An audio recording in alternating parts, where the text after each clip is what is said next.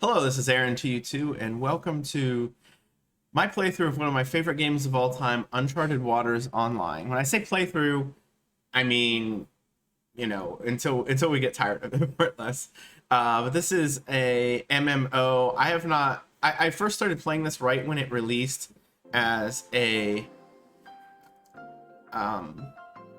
right when it released on a world server. This was initially just on like Chinese, Korean, Japan servers, and I really enjoyed it. Just got completely overwhelming into it. Did not expect it to happen.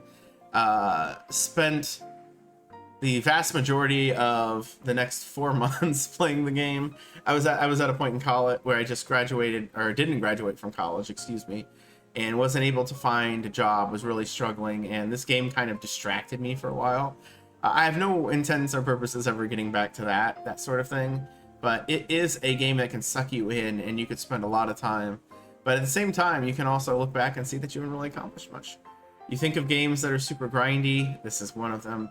You think of games that the end game isn't what you're playing for, this is one of them. This is a game that the journey is so much more interesting, and that's what we're trying for. So let's go ahead and get started. So thank you, Lilo. Thank you, chat.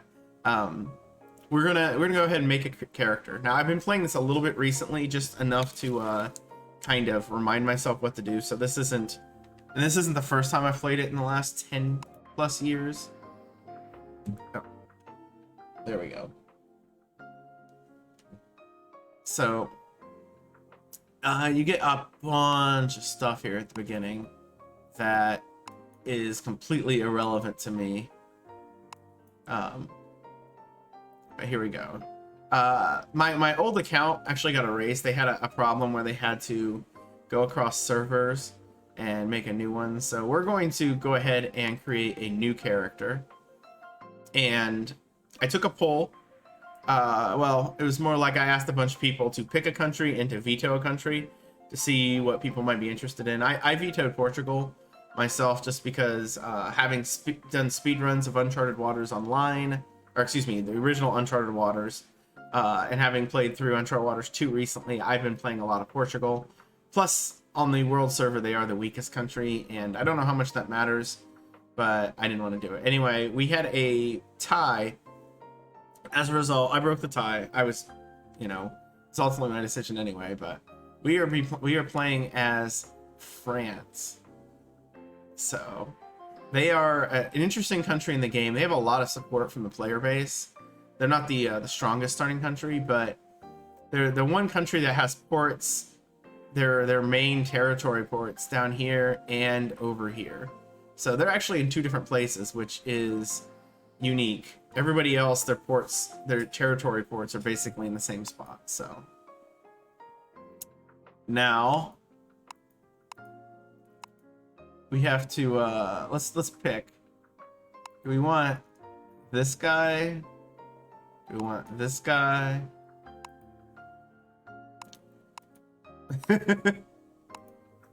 Whatever we do here, we are picking a male character. I have a name in I don't know if I want the big guy. I don't want it to feel too much like myself, I suppose. So maybe we go with this.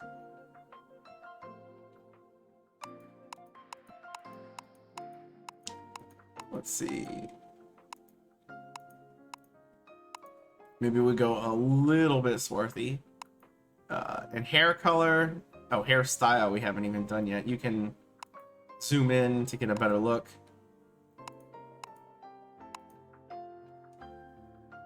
We can rotate it, although it's just a button to rotate. And you were right, Lilo. You vetoed France, and unfortunately it was just in a bit of a tie.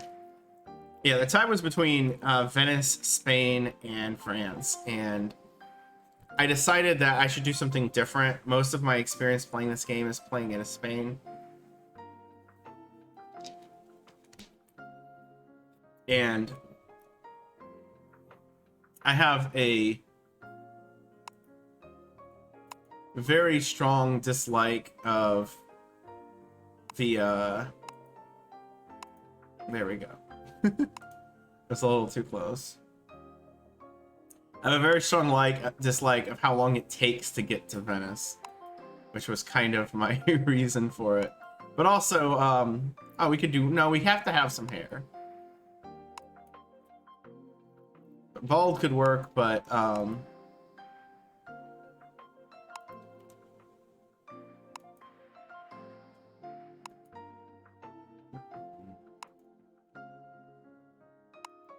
shorter guy. That's a little girl. It's interesting that there's more female characters than male characters. Stop. Let's go back to this. I feel like this is the only option. The other ones are a little too silly for me.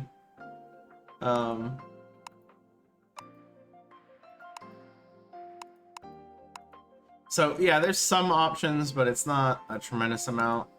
I don't need to do this, either of these. Let's just pick a color that seems to match the energy we want to bring here, which I think this will do it. And then our other, we can put glasses on him, eye patch, mustache. That one's nice. Different types of facial hair. I kind of like just the mustache, so we're gonna go with that. And to start out the game, you get to pick from 3 different basic classes. The languages you pick start depending on the country you are. Everyone gets body language, which is something they changed.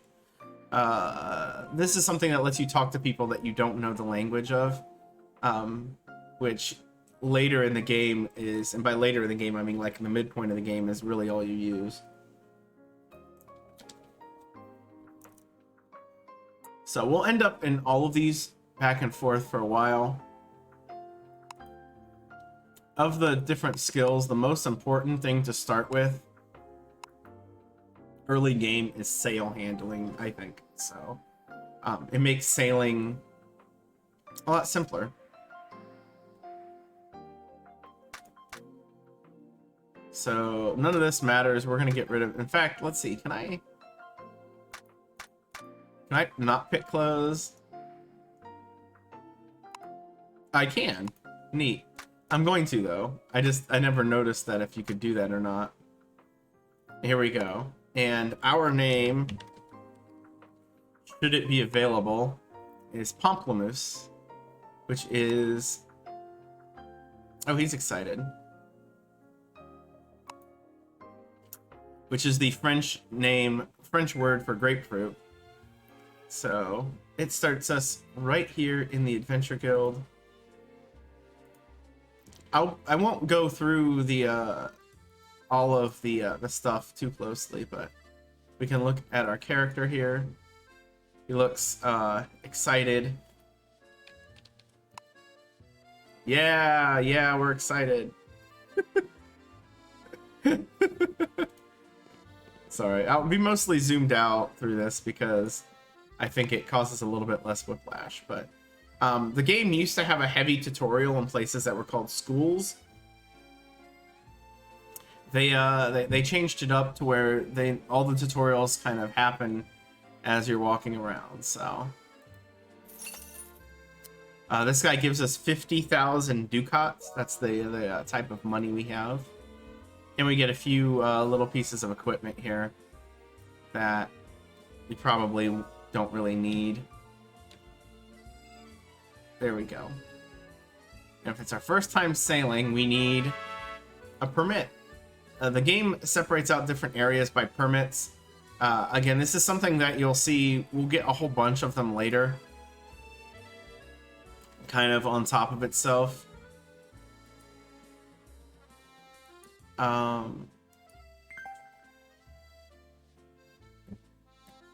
Journal, press charts, which it says select charts, and then it says port permits, because charts are actually something else. Yeah, the initial translation of this game is not very good. So here at the Adventurer Guild, we help voyagers find requests that are suited for adventurers. Alright.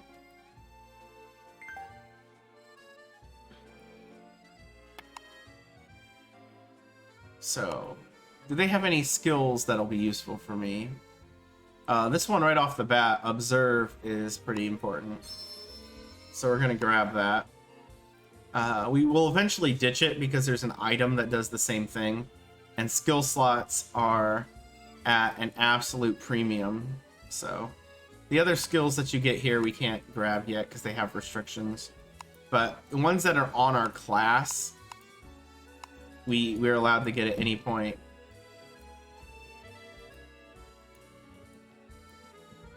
So I'm going to immediately see if we have any quests here. There's some really basic ones that you can kind of just complete real quick to get fame.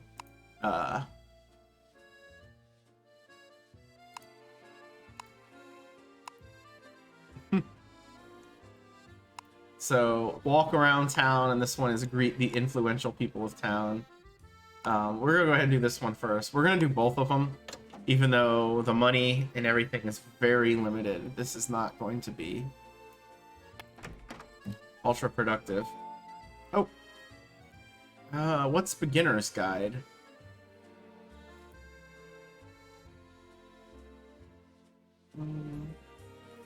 Game function setting and environment setting. Yep.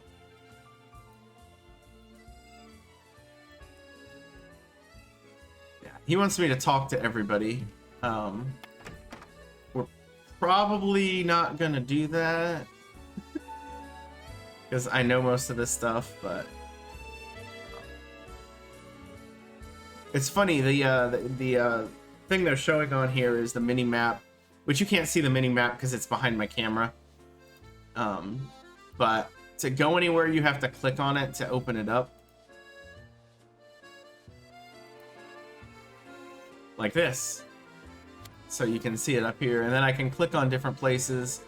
If you click on a port or an important quest, like if I open my quest, I can which I know the hotkeys for all this, they're all just letters. And by say I know all of them, I remember most of them. But I can warp to quest things. These are all quality of life things that have been introduced over time. They didn't exist in the original version. So our quest wants us to talk to Francois Rabelais. And then he is a writer. He said, think of me as a writer. And then tells us to go to Da Vinci. Now, if we try to talk to him normally, it won't let us because it says we need to improve our appearance. There are... all of the gear tends to have different stats attached to it. And one of them is formality, which is important early in the game. Very quickly, it won't matter, because there's a skill that compensates for it. It does other stuff too. We wouldn't just get a skill so we didn't have to create certain equipment. There is Leonardo da Vinci. And he's telling us to go talk to Nostradamus, so we'll go ahead and do that. Now, what you're seeing here, this isn't the exciting part of the game by any stretch. But our big burly guy, our big grapefruit, Pamplemousse, is barreling down towards Nostradamus' place. So, as a French citizen, or I don't know if that's the best word for it, you can, we're gonna talk to him. Alright, that's the end of the quest. That's all. Again, these are just things that help bolster your numbers, but I believe you need a certain amount of fame before you can do anything. And yes, this is a game that kind of it leans itself more towards sorry, to respond to Lilo in chat. The game itself, because of how difficult it can be and how restrictive it is with the skills you can get, and just how much easier it is to make money with multiple characters, the game actually allows you to multi-box. Straight in their rules, it says you can have up to 3 people from an IP, and that can be pretty important for a few reasons, but one of the big reasons is it just makes trading better, which is a bit of a weakness of the game, but it is a free-to-play MMO, and because of that, there are restrictions that they try to get you to pay money to do. As you can see, there's even a little cash shop thing up here, but most of the money you spend is in boosters to make you know, grind a little bit nicer, or you put that effort into some gacha elements, which are really important, mostly only at the end of the game, and we're not going to be worried about that because we're not going to get there. If we do, it'd be a miracle. But yes, to respond to your actual question, Lilo, sorry. Yes, probably. Again, there are 97 skills in the game. As you can see right now, here are my skills. I have acquired 9 of the 12 it allows me. You know, I've heard that some people have huge waves of multi-bot accounts, but I am not like I'm in this community, and I don't think people normally do that because the fact that it allows you to do a little, I think, is enough for most. And there's no like gold selling market anymore. There was briefly when the game started, and they've done a good job of like cutting it out to where it doesn't exist, because it's pretty easy to do that. In fact, it's something some people do. They will bring goods that can get a bunch of experience from selling, and instead of actually selling it, they'll sell it to other players who won't have to go through all the effort they did to get the goods. They're going to pay more money for it, so they're going to lose gold, but you can gain a bunch of experience doing that. So there's a reason to do it. But yeah, we currently can only have 12 of the 97 skills.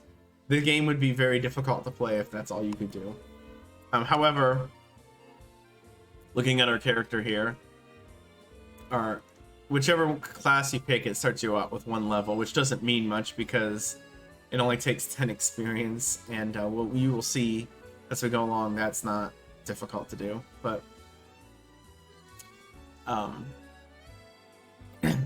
excuse me, but as you gain levels, you'll gain more skill slots.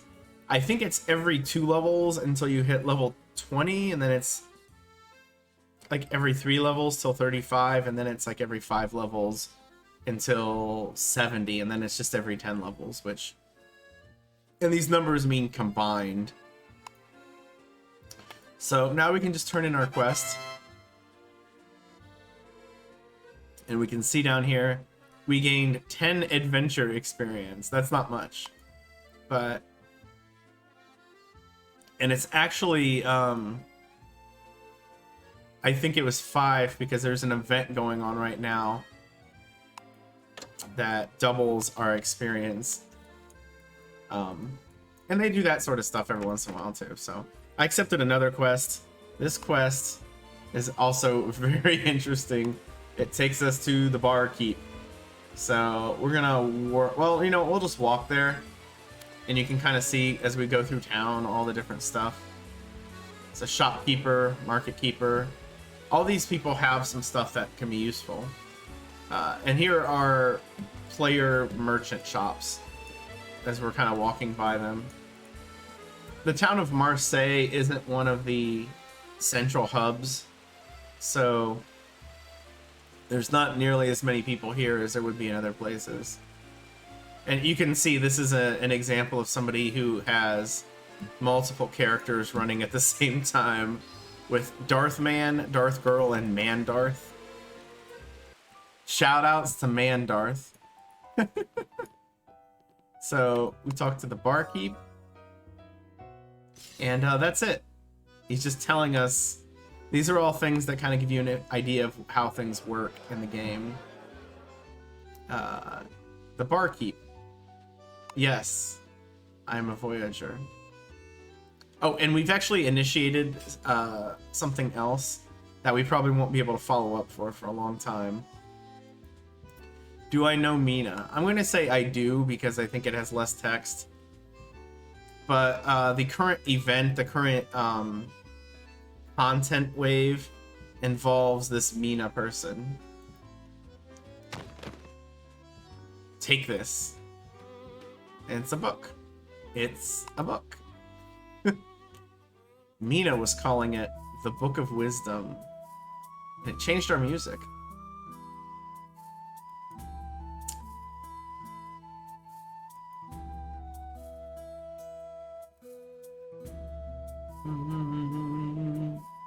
Mina just leaving her books all over the place. The whole book began to shine. There must be something important for Mina. After some time, she came back. She wanted me to give this book to a certain someone. And that is me. I wish my wife trusted me like that too. Oh gosh. If there's the humor that's in this game tends to be very blunt like that. Alright, the book gains power as it accumulates knowledge.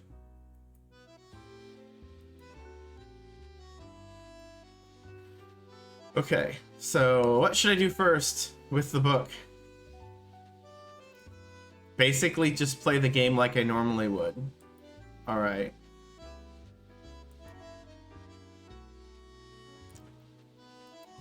Alright. What do I mean by realization? How should I know? Thank you, tutorial bot. I don't know anything about this, by the way. This is me being completely blank in this one. I pretty much skipped it when I was going through it before because I knew I wasn't going to be able to do much with it for a while.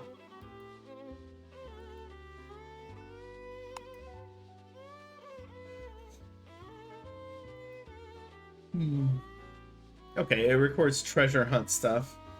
In fact, there's going to be a lot of little pop-ups that pop up related to treasure hunt progress.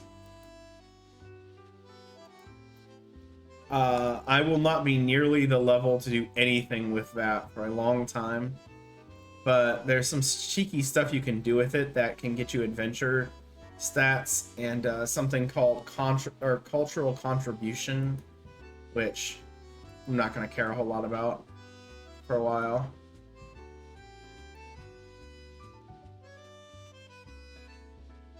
Looks like we're linked by fate to the book.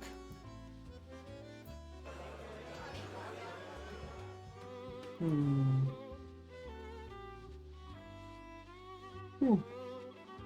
it tells us the first place we should go is Egypt, to a giant structure in Egypt. I'm pretty sure there's a pyramid there that we can discover. However, that's not gonna happen anytime soon. So while we're here, we can do a few different things. We can, this game employs a vigor thing, which is based off of your level. Actions you do cost vigor and you have to replenish it. It can be a bit annoying if you don't pay attention to it. Also, we can treat our sailors, give them a round of rum, and they like us a little bit more. We haven't really looked at that yet. But we have 5 sailors who have 0 ability and 55 loyalty. I think the loyalty went up 5 by doing that. And our ship, which is the Explorer Barca, we won't have this ship for very long. And I can rename it if we want, but it's just a basic ship I'm not gonna have for very long, so I won't bother. And then the ship parts. Ship decorations, sailor equipment. I don't know what these other two do, although I can probably guess on the ship decors. We could also use the item we got, the sail paint, to permanently color our flag different colors. Go with red. So, one thing we can also do, you don't have to turn in your quests at the guild. There's, in various places around town, there's redundant NPCs. And there we go, another 10 adventure fame. Very, very important. So, there's another quest about finding an egg. I don't know what this is about, but we'll take this one too. Chrono quests. We're gonna skip that whole part because it won't impact a lot. And I don't want to get too caught up in just basic NPC explanations at the beginning. So this guy is just over here. It shows on my map, the mini map, but since it was just short walking distance, I thought I would walk. All right, resembling a Nuremberg egg from a guy who's, oh, this is the quest, it's called Nuremberg, not the guy. So he tells me to go to the item shop.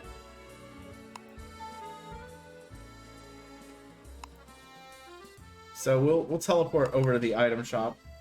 Whoosh.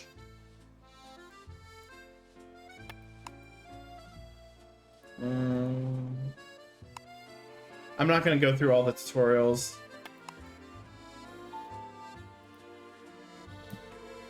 I'm just going to kill that one straight out.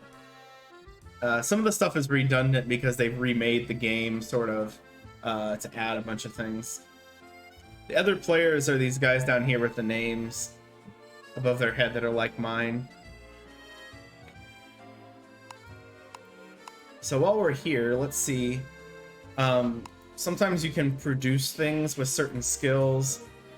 Like if we had storage level 6, accounts level 1, we could, with 30 gold, 30 diamonds, and 20 lumber, make a fine tribute good for a small ship, which would be pointless. Really, the big one here is good. These are things that, if you get attacked by other players, you can use these to automatically get out of battle. Which gives them, you know, quite a bit of stuff. So it's a little bit expensive, as you can see, but it's better than getting pirated. And we can see some stuff to buy here. I guess there's more formality and defense power. These are all fame blocked, or gender blocked in some cases. Different weapons. I want to see if there's anything that I need in particular right now. A manual on traps. These are good if you are trying to learn skills. We can change our hair color. There's a lot of unique dyes that we won't see for a while. We can change the color of our clothes. Doesn't work for everything. And these are land battle items we can use. When we have some more money, we'll probably come back here. We can even play cards with people. We can change our skin color through an item. That's and here's the more interesting part. There's different books here that we can get for crafting items. Now we don't have any craft skill yet, so I'm not going to worry about it. But we're going to warp all the way over here to the port. Every town has one basic port, but then has like other options. This is translated wrong, by the way. It says that we don't have a port permit to enter Marseille. We totally do. So I know how to do them. You get port permits that let you actually go to places. I'll show you the world map. It straight won't let me go into any port in this area or anything that's in Eastern Europe or Northern Europe. Just only what's considered west or the Eastern Mediterranean, which eventually we'll get stuff that'll unlock the rest. And by eventually, I mean it won't take very long at all. Oh.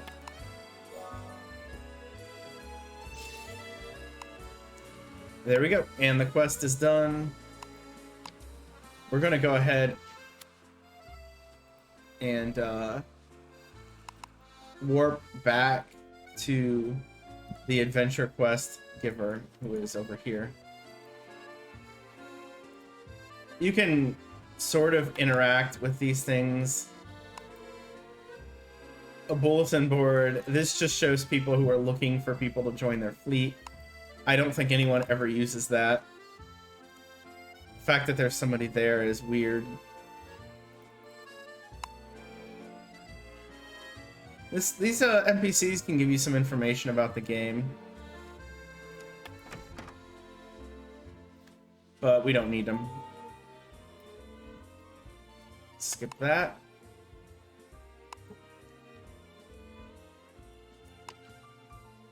Oh, I'm in the maritime one. Whoops. I went into the battle one. It only lets you turn in the quest either where you got it from, or you can turn them in with waitresses at the inn. Although sometimes you have to become good friends with them and give them stuff. So I did want to see if there are any skills worth getting. We'll want to get steering. Steering and repair are mandatory skills for this game. And it isn't always very obvious about that. There's about, I think I counted it last night, there's like 17 mandatory skills in the game. Stuff that if you don't have it, you're gonna feel it as you go along.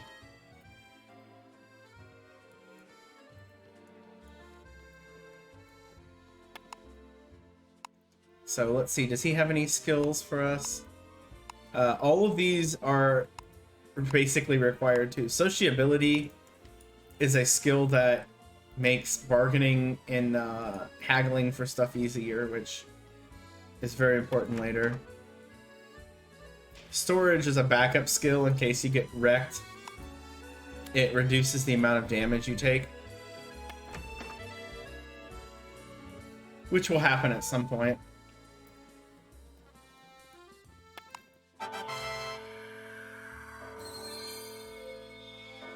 So we gained a level. And we're going to go ahead and accept this last quest too, which has us going to Barcelona. So they have requirements for a lot of the skills. We have Spanish and we have search level 1, so we are good. But so level 2, what every level does is it increases the your vigor max by 5. And in a lot of cases, our maximum skills went up to 13, so. But we can't really do a lot until we gain some more levels, so. This quest, I think the starting quests are always the same, but then they vary, and a lot of quests become available as you go along. This one wants us to talk to the priest first.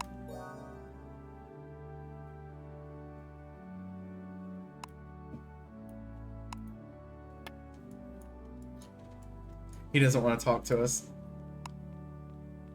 But our next quest goal tells us to go to the Barcelona church.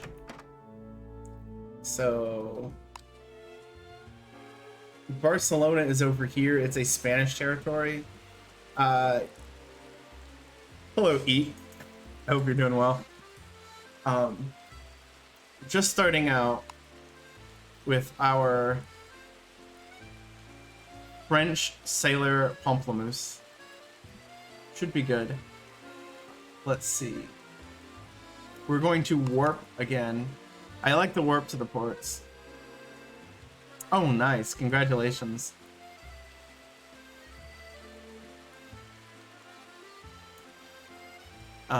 You'll see these things. I think it's supposed to be peddler, but they did peddler and it's just kind of stuck. So these people are good for buying various like booster items.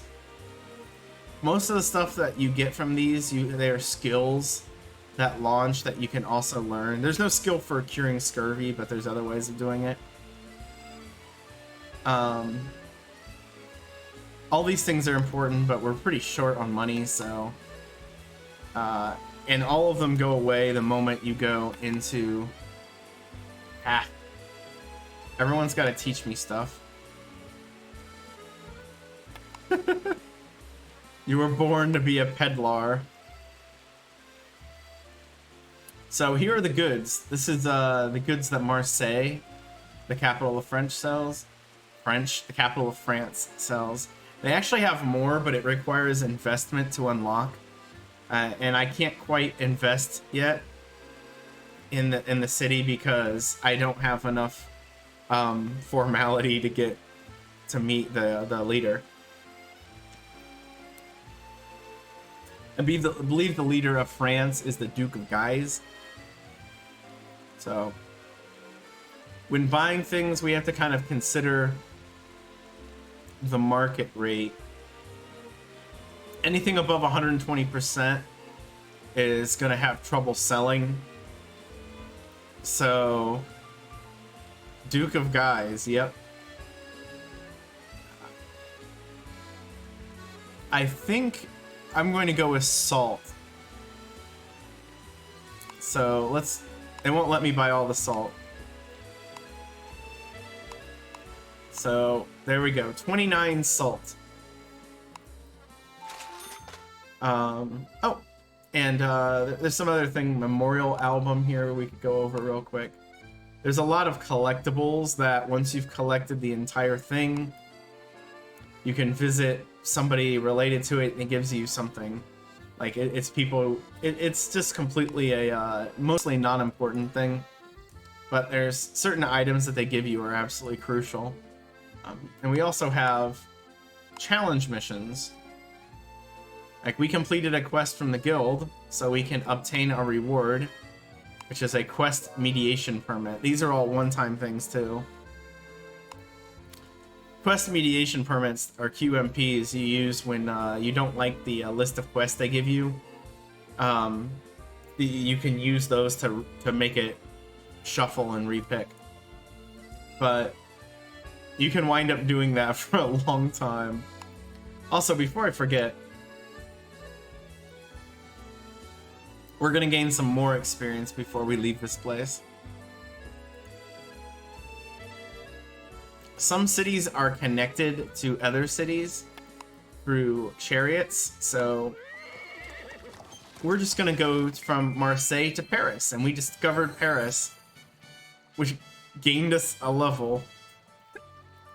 I'm not gonna spend a whole lot of time here because, whoops. We can see there's little things you can do here, but for the most part, this place is empty. It's basically going to Louvre, and we can take things we've discovered and put them in the Louvre and get cultural contribution for it, which we can use for other things. I'm not going to worry about it right now, though, but we can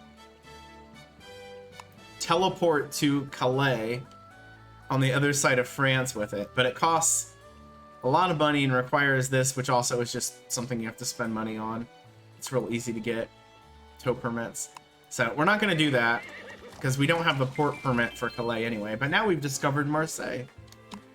So we've gained levels already just by clicking on that.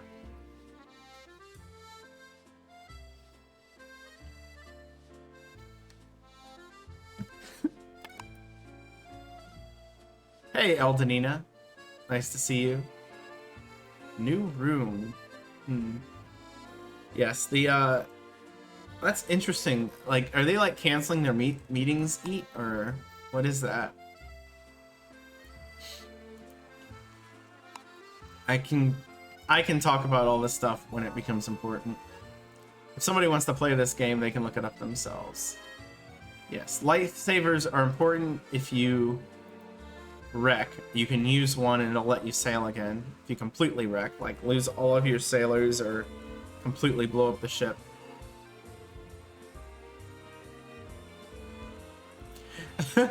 So they schedule the meeting and then they just don't show up, and you show up to the meeting and nobody's there.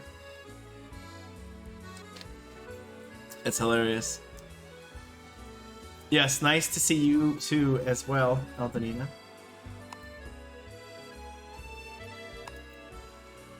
So we're gonna sail. We'll see how far we can get.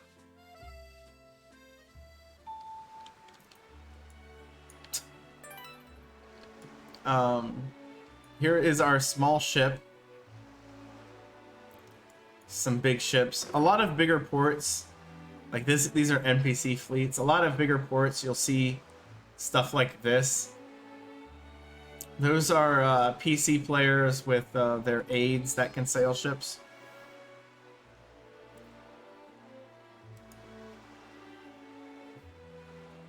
Yeah, I would imagine 10 meetings in a week. It's a lot. Now we could use this surveying skill that you can't quite see it because I'm sort of blocking it, but it pops up a different mini map here in the corner, which is a lot more useful than the one that they actually show, because it shows a lot more. But I have all the locations memorized, so I'll probably activate it and not do anything with it. Just kind of leave it that way. Now, I think I'm going to attack somebody. So there's a little NPC pirates floating around. Let's fight one.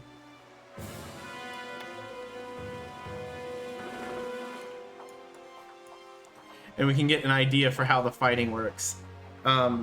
It's instanced, so as soon as we start fighting, shoot him.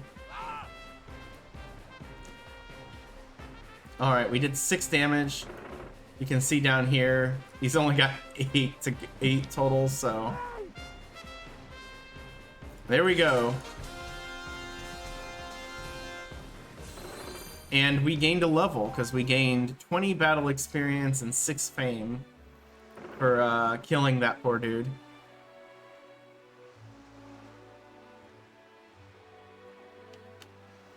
So, using the surveying skill over here, you can have like 3 active skills while sailing. It will cycle through and start eating up my vigor. But the higher level it gets, the slower it goes. So, you can already see we've gained 16 proficiency in it. And we've gained 28 proficiency sail handling. You know, let's attack this guy too. He is basically the same as the last guy.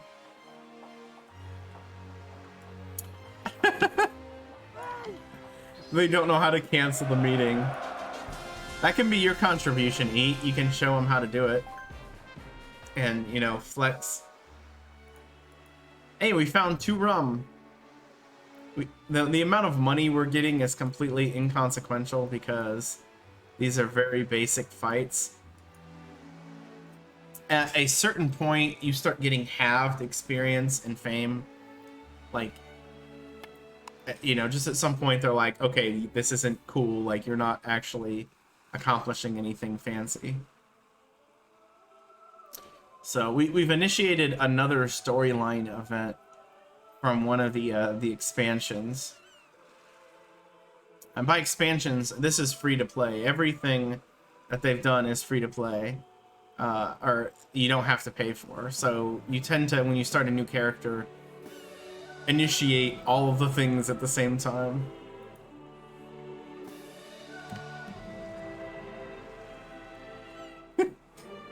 Oh, well, that sucks, but at least you got that money. You got the paycheck.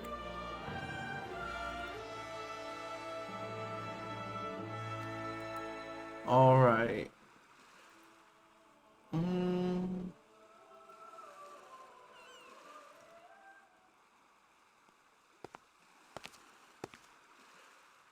Oh, I think this woman. This is an event that the game launches on you.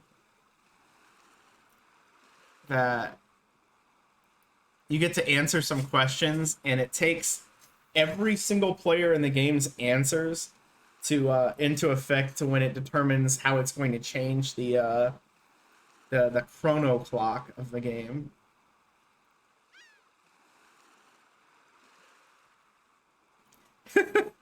So you're getting the big paycheck. You also get to watch a lot of Twitch, YouTube, and Netflix. That sounds like a nice job.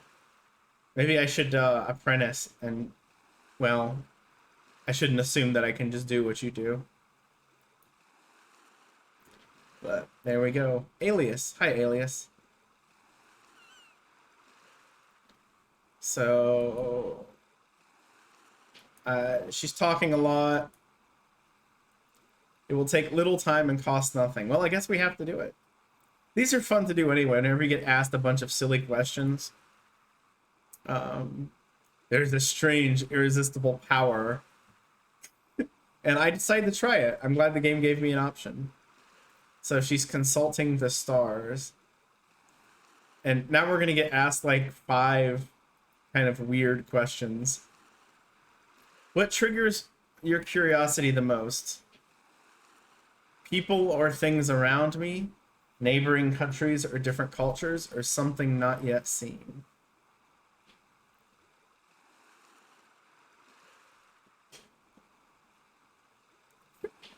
Yeah, you might overestimate the things that I can do. I mentioned to somebody, like, I could do for a new job, and they sent me some stuff, and I was extremely underqualified for every single thing, and it kind of was depressing. Because, I think remote working would be great for me because I don't like leaving my apartment. Not because I'm afraid of the outside, just I feel like I always have some sort of allergy or headache and stuff, like, always kind of pops up.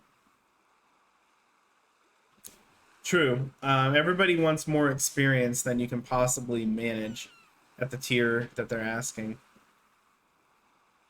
So, I'm going to answer these questions. What triggers our curiosity the most? And I am Pamplemousse, the French explorer slash swashbuckler.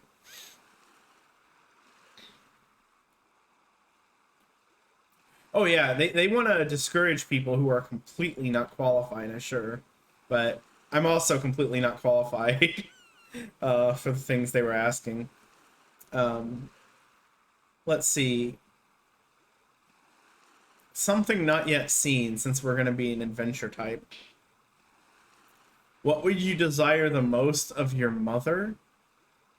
Tolerance, sociability, or sensitivity? I'm going to assume Pamplemousse here is a bit of a renegade, so we'll go with tolerance. We need our mom to get off of our back and let us do stuff. What do you feel is required for successfully carrying out a plan? Detailed image up until it's complete. Cooperation of those around you, or my personal effort. We're going to go with our personal effort. I think that's our top one. Unknown land, your guide becomes lost. What do you do? Consult with the guide while looking at a map. Ask a passerby. Advance in the direction you wish to go. We're going to say this. We're just going to do it. We're going to go whichever way we want. Very much not me. I'm a map person. I remember when I was very young playing a game that was basically, and I say very young, this was like a late 80s game probably for the computer. Because I think it was at a latchkey place. Yes, I draw maps for... I'm majority of the people who play Dragon Warrior Randomizer draw maps, trust me. but it'd be neat if I didn't have to, but at the same time I like doing it. A heart that continues to believe in dreams. I don't even remember what the question is, but I have to pick that one. From you, I feel a strong wind, one that blows a person forward. You blaze trails into the unknown, create new goals. You are unencumbered by the past, preferring to move forward into the future. That would be my chosen way of life. That is your history. Okay. So she'll ask us at some other point the same thing.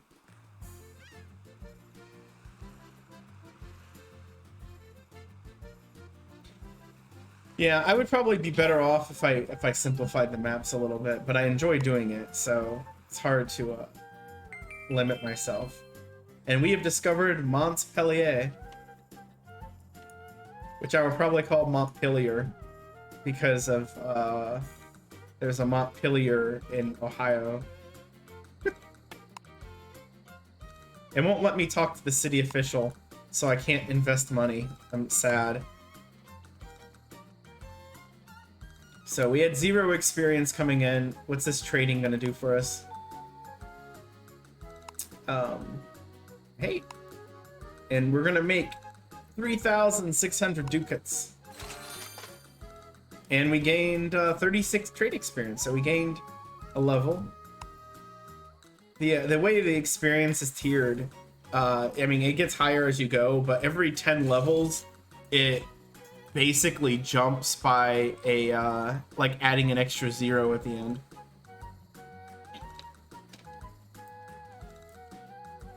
So you can get to level 10 in anything pretty quickly, and then it slows down, and then it slows down more.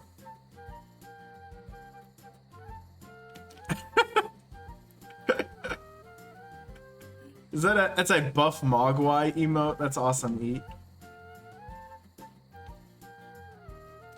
So we can see, oh, they're selling, when it has this like moon thing, that's an image that means sometimes they sell things based off of the time period that the game has currently been transitioned to, which is a whole complicated thing. But for now, let's buy, I feel like raisins are our best bet.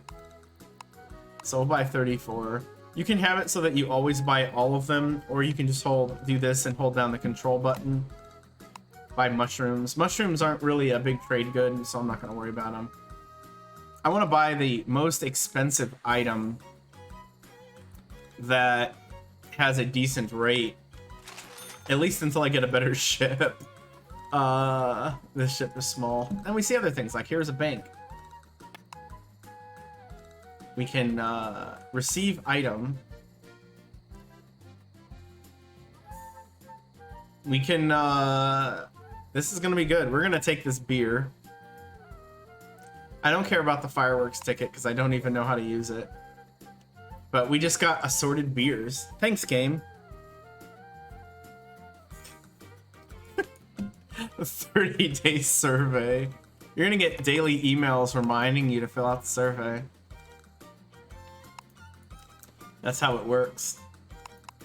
So we'll swing over to the tavern. We lost a little bit of vigor and our sailors have gained a bit of fatigue. So especially early on, you're gonna want to do this at just about every port. Run up to the barkeep, talk to the sailors. No, we don't need to spend that much. So we only need 30, so let's just eat a chicken paella and leave. I would give them all the lowest ratings if they do that. Nice. So, if we look at our map, we see that Montpellier has lit up. There's other ports here. Genoa. Genoa is an independent city. Then we have Pisa, which is currently allied with Venice, but we could invest to tilt the port. Major cities or capitals. Which if it's the capital of a playable country like France, only French people can ever invest in it. A major city like Genoa, which is not a playable country, is a little different. Yeah, absolutely. That's what I was technically doing The random NPC ships that are floating around are for the most part supposed to be pirates. So again, we can do we can recruit sailors at the port. We can change ships. These things are all late game stuff. You can exit at various areas. This is a really small port, so it only has one, but a lot have two or more. And then buying provisions. This stock element, buying trade goods used to be the exact same way, and then they changed it because you would get discounts on the bigger groups that you could buy, and it was weird having to be like, well, I have room for 47, so let's hit the 20 twice, the 5, and the 2 once, and it was a little weird. I wish they did it for this too, but I think it's meant to be faster. No, stop talking to me. So, he gave me some bait so I can go fishing if I want. So let's go ahead and do that. Or I can use this and it'll just fish stuff. Actually, I don't want to use it because I have no space in my port. But yeah, you can fight a lot of the little NPC ships you'll see, which are some over here. The ones that aren't sailing around, like that French fleet, you can fight. And most of the stuff we're going to see here at the beginning of the game is really, really easy. That you can just start out with. This isn't quite like the NES/PC game Pirates, where you can just start out and immediately start pirating ships and stealing big things. Hey, Wicked Viking. This is not new at all. I think the world server, which came out years after the original game on the Japanese server, came out in 2010. I think the game still looks pretty, but it's definitely aged. And we can like zoom in here and look at the nice detail of our...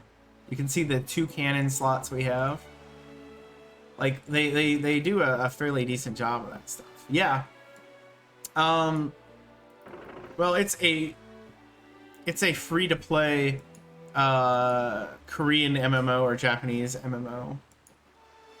Oh yeah, and we've been on the stream here been doing Uncharted Waters speedruns, so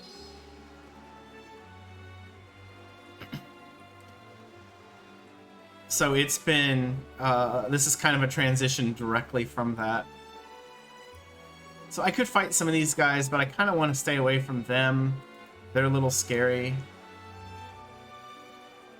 Yep, we got the world record. The NES world record was 14 some hours. Now it is 6 some hours. And we can do better, but I don't know that I'm going to push the NES one. If I do it again, which I'm thinking about doing again, I just have to find a good day for it.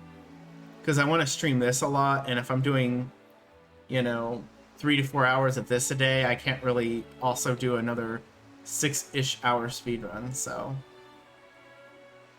And we can see we have seagulls floating around us. That's actually a ship effect, I think. That, I don't remember exactly what it does, but there it is, seagull. It's an effect.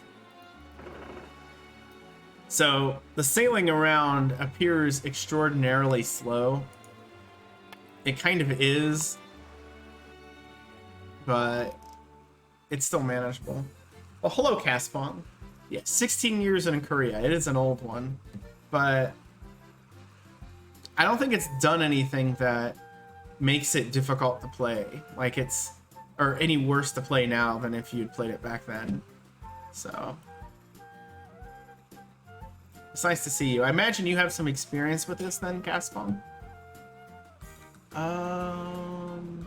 Guess we can hear.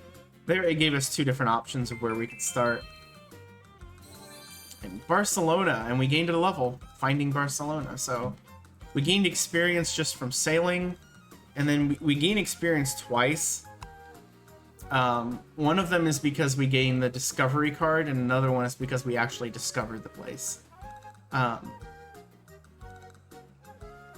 if you rediscover something, which you can't do with ports, but you can do with other stuff, quests and such, you gain one of the experience but not the other. Although if you end up like somewhere over 100 discoveries, it actually changes that. So we want to go to the church, so I actually started in the wrong corner.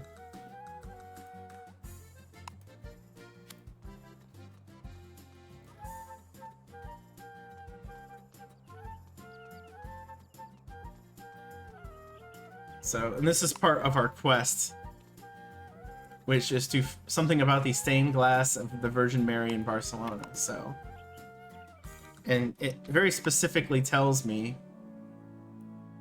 search the book stand there at the Barcelona church, which is right here. So the stained glass which washed over our chapel was removed during renovations and taken to a cellar at the bottom of the passage behind the altar. So, quest says use search skill to find it. Passage behind the altar. So we could go around using the search skill somewhat randomly, or we could use this observe skill, which if you look at the screen, it shows us where it is.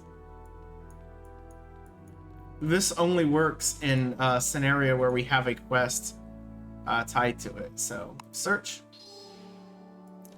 Yeah, the translation is sometimes sketchy, especially with stuff from the original version of the game. They've gotten better at English translations since then.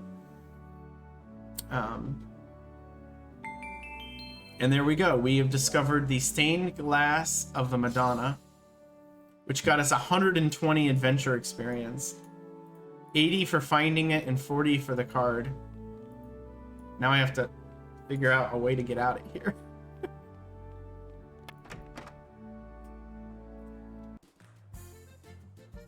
So, but you know, while we're here, let's visit the shops. The shops at Barcelona, trademark. Sounds like a gentrified part of town.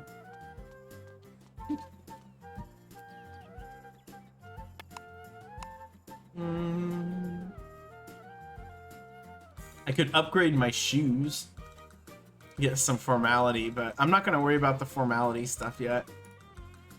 I am pretty sure that something will happen that will get us some pretty quickly anyway. Now, the craftsman. If we didn't start out with a book that gave us the surveying effect, that could do that. Also, I didn't mention before, but one item we got is the Amulet of the Virgin Mary. We also got from finding that thing, which is a usable item, but it also has a boost if it's equipped. So if we have the art skill, equipping it will increase it by 1. Skill boosters are very important. This one might not be that important, but we're probably going to keep it, you know, just in case. But skill boosters are important because it takes a long time to grind up skills. So if you can shortchange that, that's a good thing to do. You know, save yourself the time.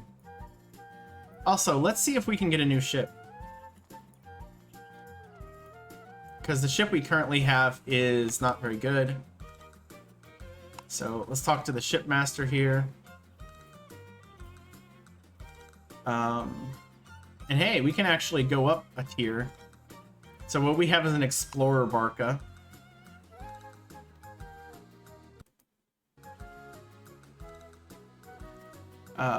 Sorry, I had to click off the screen. The music cuts whenever I do that. I haven't figured out how to keep that from happening. We could sail in a Telet, which has slightly more speed and some more hold, or we could go with a Hog.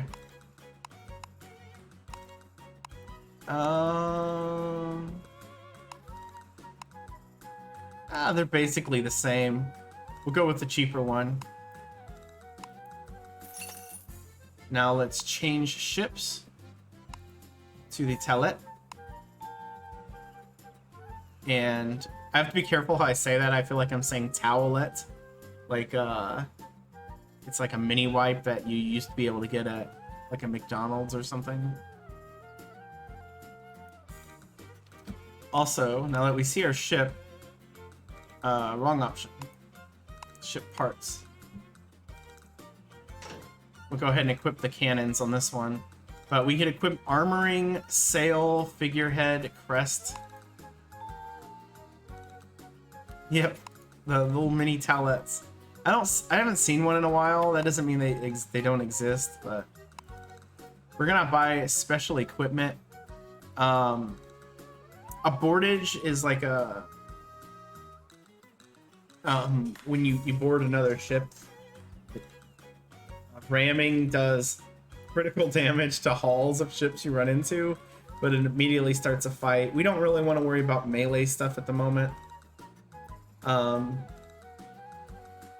But we can get like a pretty cheap item here that increases our sail speed by 3. We might as well just throw that on. So now our ship has 3 more vertical sail. Yay! Probably isn't really worth it.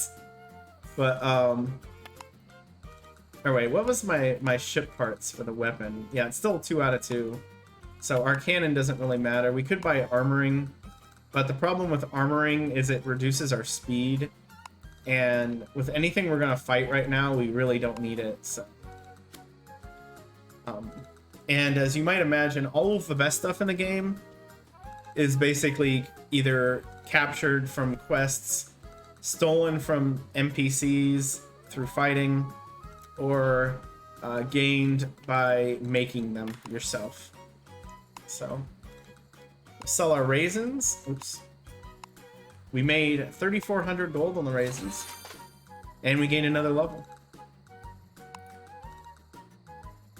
So, Barcelona is more of a industrial sort of town. The gear it has: oars, crafts, arms, firearms. If you're Spanish, places like Barcelona and Seville are excellent ports because of that. Oh, if you're comparing this to like a Pirates game, the comparison is bad as far as being able to just fight people at the beginning. We can fight people, but we can't fight a lot of them. Oh, you know what? I only bought one thing. What else can I buy? I forgot I have more slots. You know, I could buy cannon shot, but I'm a bit worried at the price. So we're gonna baby out of it, not do that.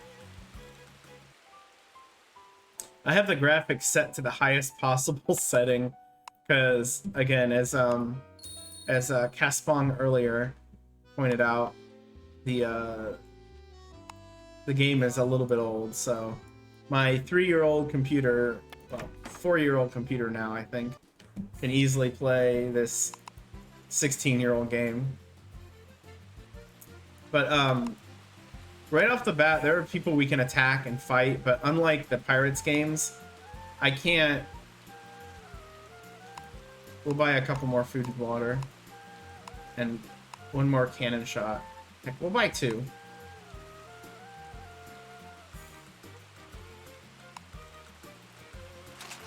And there we go. It doesn't cost a lot of money, but there's actually a skill that increases it, or makes the stuff cheaper. So, but yeah, like, if I tried to fight these guys, I'd be dead.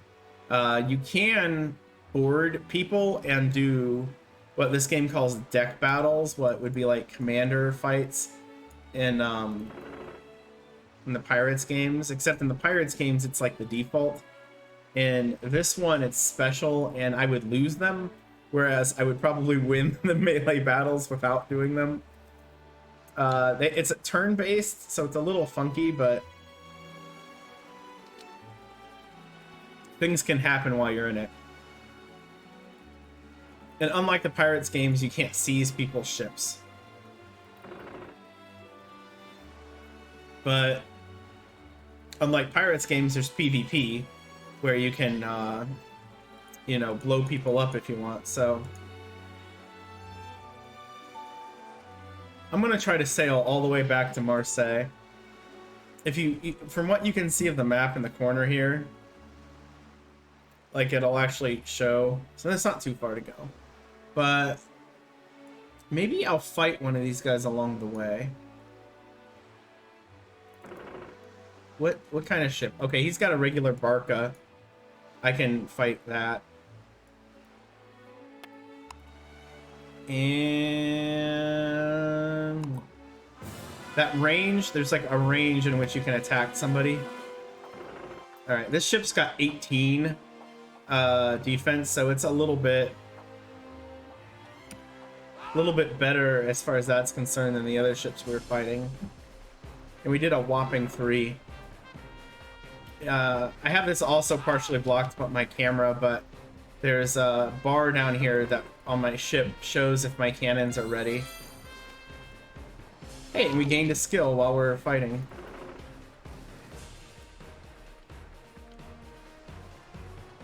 So they're pretty dumb. It's really hard to lose these sorts of fights against local pirates in our area. Oh, he shot me. Which did 5 damage, which is more than I expected. But there we go. We gained a battle level. We gained 6 fame. Obtained 7 rum, which is pretty good. So that's kind of basically how battles go. We'll gain skills that we can use, and there's a lot of other things that to kind of keep in mind as we're doing it. I'm gonna fight this scoundrel. But yeah, you can see the range. If we get too close, it won't let me fight.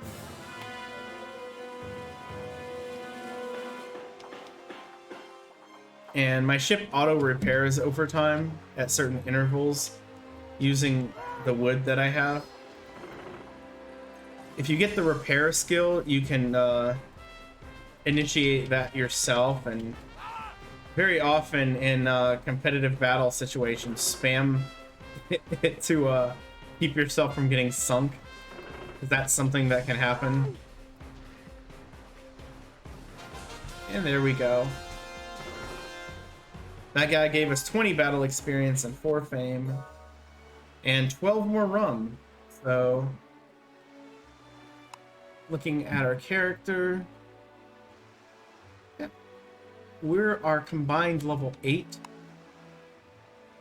And we don't have any battle skills because we started out as an adventure class. But you can see we're gaining a bit on surveying, sail handling's up to level 2.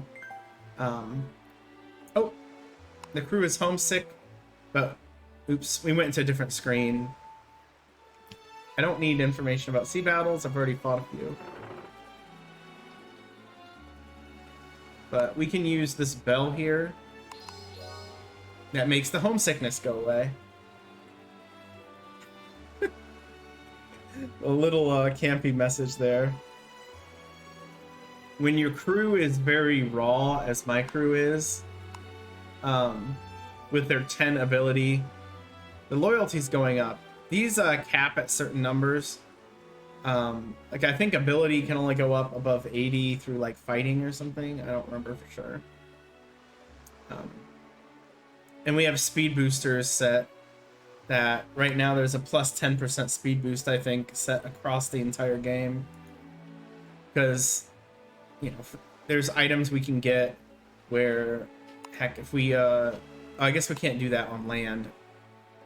Or at sea. On land, if you can go to the item menu, they have paying things that you can do item boosting. If you want.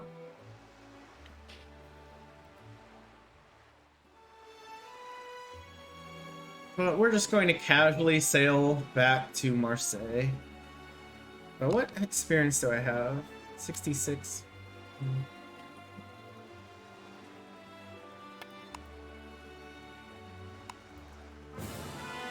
Alright.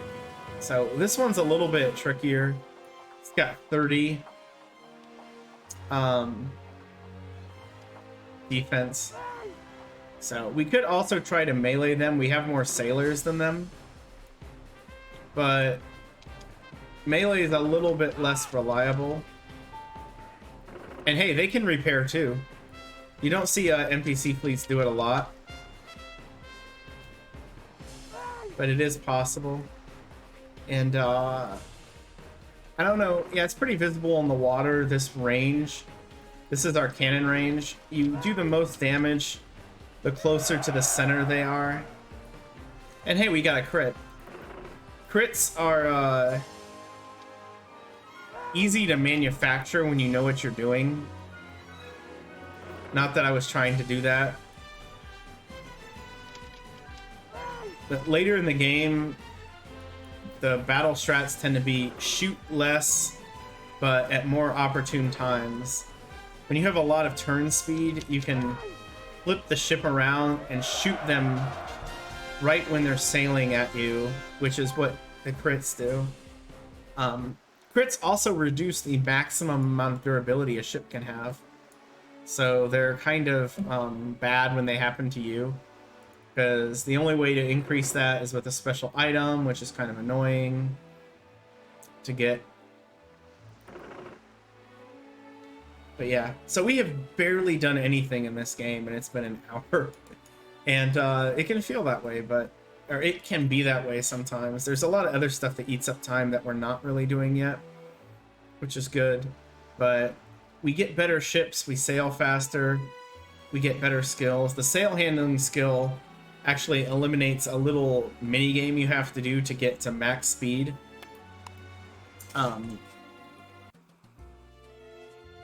Always just get the sail handling skill.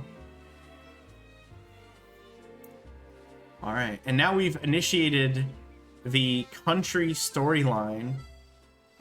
The southern European port city of Marseille, during a peaceful, cheerful afternoon, just like any other, an incident was brewing.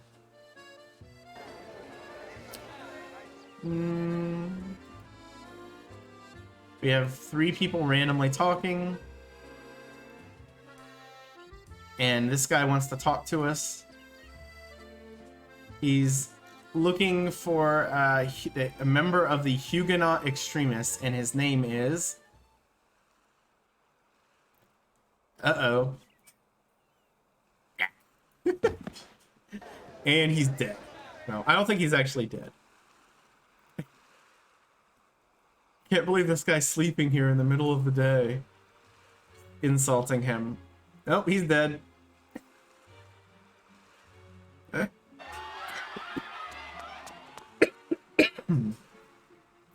A lot of the storyline elements of the game are about as interactive as this. There's no FMVs that come off. Are there any witnesses? Yeah, right in front of this guy. He just died. And now I'm being accused. You guessed it. It appears that he's been poisoned.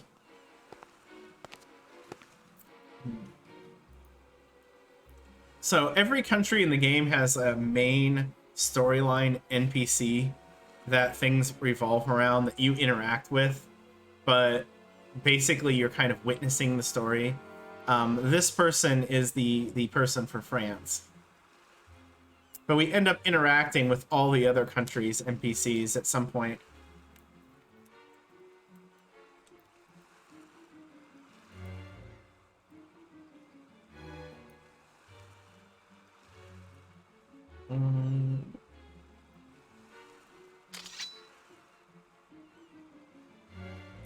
I like that sword sound as he's looking at a ring. Gives me the idea they like cut off the dude's finger.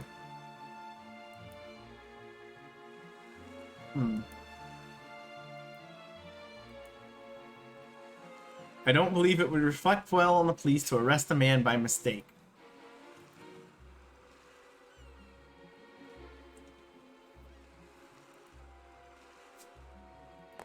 Yep, there they go. And now I could talk to all these people who don't really have much to say, or I can talk to young man.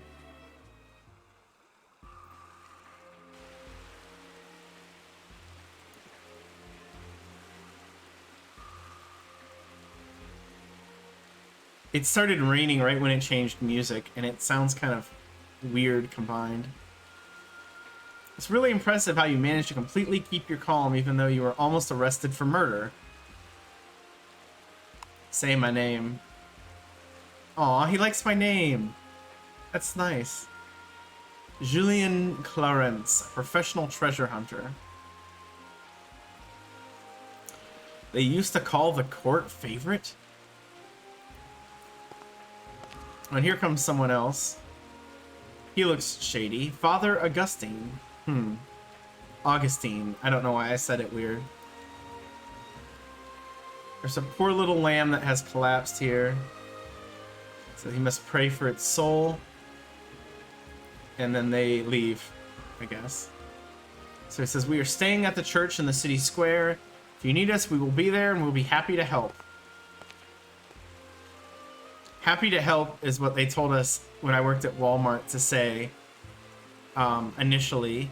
They always wanted us to say the word help as a complimentary thing whenever possible, because it supposedly made us seem like we were friendly with the customers, I think. I don't know. Anyway, I could keep talking to these people, but... Well, I think I need to talk to this guy, actually. Who was that Julian show-off just now? You don't know? It's a famous treasure hunter in Paris. He's lived through the court where murder and conspiracies ran rampant. Anyone would be used to dead bodies. I don't know how used to dead bodies you want to get. But... yeah, I'm sure that something like this is never going to happen to me again. So... and we can look at the storyline and so on, so keep track of it.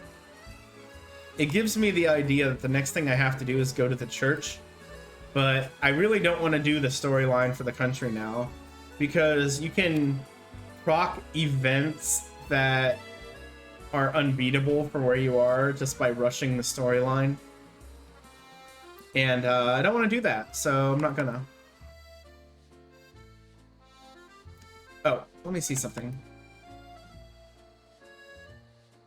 Nope, not yet. Okay. You need to have a certain, I think, total fame level. But anyway, we did a quest. Let's turn it in at the Adventure Guild. There might be a skill or two here I can learn. Oh, wait. This guy. There we go. And we gained... we're now Adventure level 5. 240 fame. It's pretty good. And we got an Adventurer's Guild card. That's really good. And there's more quests. This one requires Art 5, Search 3. This one requires Ecological Research. Biology. In different places. This is a follow-up. And this is a chain quest. This happens sometimes too. If we wanted to use that quest mediation permit, you could do it through here to save a step. I don't want to take any quest right now because I think there's something else I can do that's more interesting.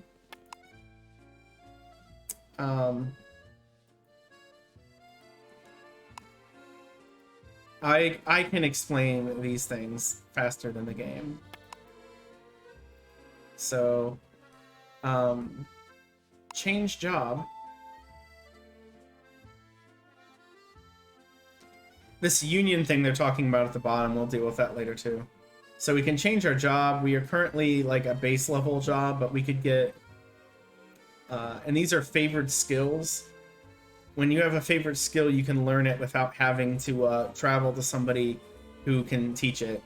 Like a lot of noblemen teach skills. The different guilds teach skills, but they're preset. When you have this, you can learn anything that's favored on it. So recognition. Right now I'm looking at what skills I want to have right off the bat. Helmsperson's an interesting one because it has recognition and geography, which is a good combo. Plus steering. It's nice. which we'll learn here in a little bit anyway, probably. Fisher is kind of a weird one. Expert skills means just by having the class, you gain a rank in it. So I would actually have fishing rank 2 if I had fishing right off the bat. And favored skills take half the experience to level. So you really want, if you're grinding anything, you really want it to be a favored skill. Biologists, as ecological research and biology go together.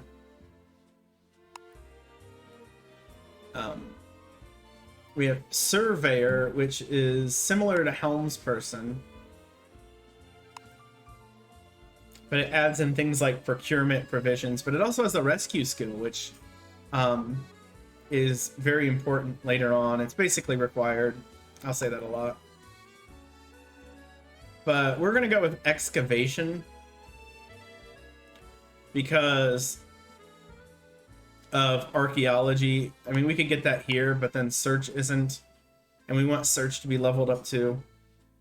So unlock is an extremely important skill to level and very difficult to level. So we'll learn archaeology and unlock. We won't learn marching. Unlock's kind of expensive. I just noticed. And we can see now our skills that have stars on them are the ones that are favored. But you can tell by the proficiency. Rank 1, 0 out of 100. This one's not. Rank 1, 0 out of 200. The if this was favored until we switch classes, so it was 0 out of 100. If you switch from a favored class to a non-favored class, both your current proficiency and the max double, but you still gain experience at the same rate. So if I gain it while it's favored, I'm gaining 2, but then if I switched off, it's actually 4, and so on. There's other things that interact with that I don't need to get into just yet.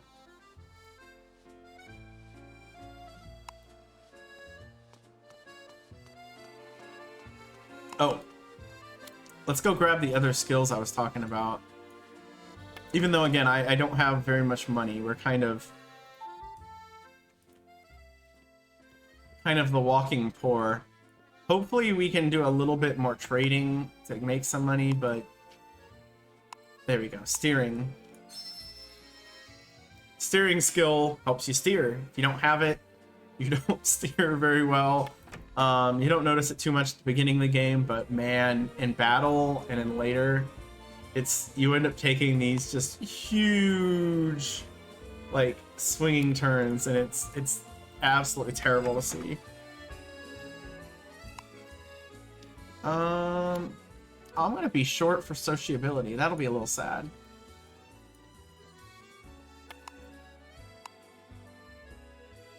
But we can get frugality, which is a real funny name.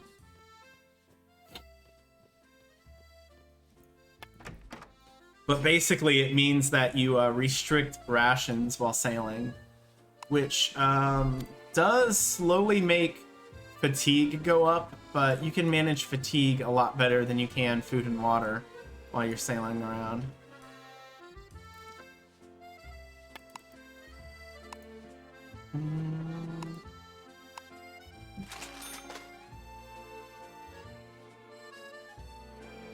Oh, and there is a pirate war that's about to happen. I know nothing about those.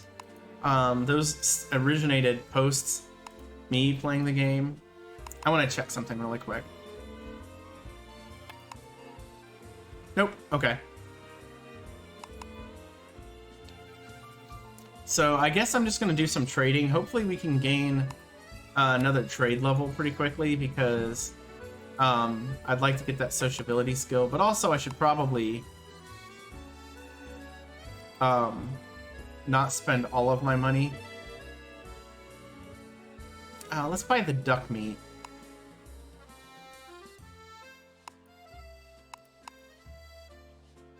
There we go. Avoid paying? I've never seen that. Do we rescue a princess? That's a good question. There's storyline stuff where something like that can happen, but it's not like it would normally, you would expect.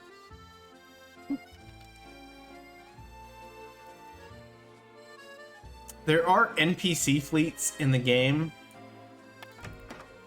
that have the same names as characters from some of the Uncharted Waters games.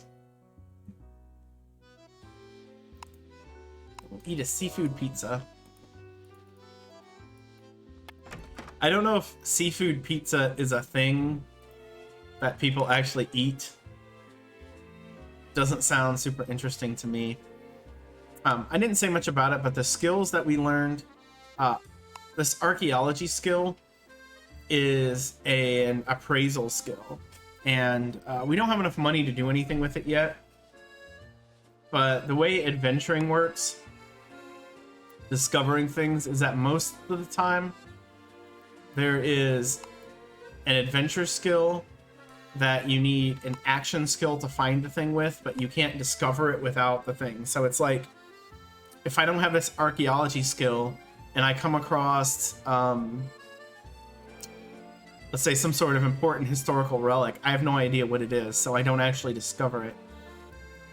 You don't take it to anyone to discover either. It's all kind of like self-inflicted. But almost all the skills you can find in here. There's some fun ones like languages. We probably aren't doing a lot with language skills in this game. And then some fun things like rowing. Rowing is a skill. But yeah, my goal is going to be to try to get trade and battle up another level.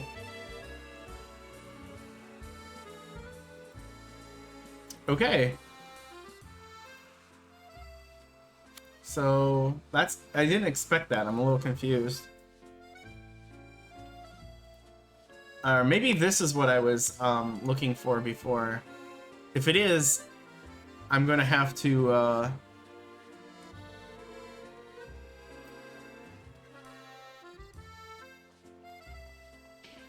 actually, I'll probably just continue doing what I'm doing until I get those levels, just so I can get the skills before I leave. Although I am worried about the money. Let me see if I've got any good stuff. Oh. Let's go ahead and take this. The Papaya is the company that runs the whole thing. This is a Koei Tecmo game, but they don't actually actively run the MMO. You'll see that a lot with MMO stuff too. So we're gonna go ahead and obtain the starter pack and use it and see if it gives me something that gives me money, which would be nice. So we get some pretty good armor, cannons, a very good cannon evasion figurehead, sword. This is a little tricky thing you can do in battle. I'll probably just show you, even though I won't need to. These are cash shop items. It means you can't trade them. The game doesn't let you trade most cash shop items. Some Fondant Mille Crêpes,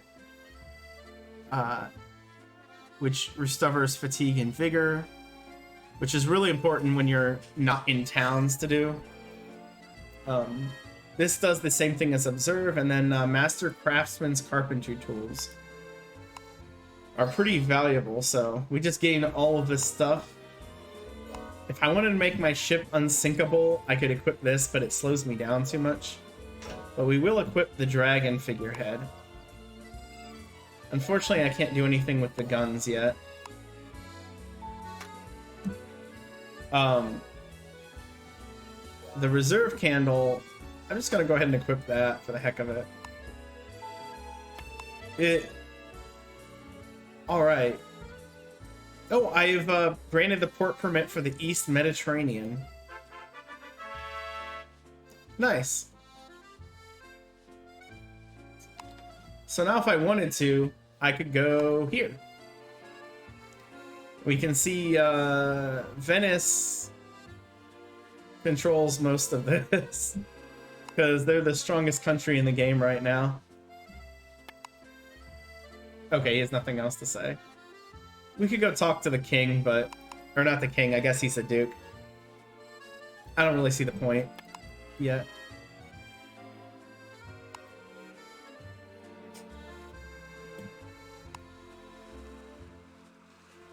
So let's grab one of those, some of those,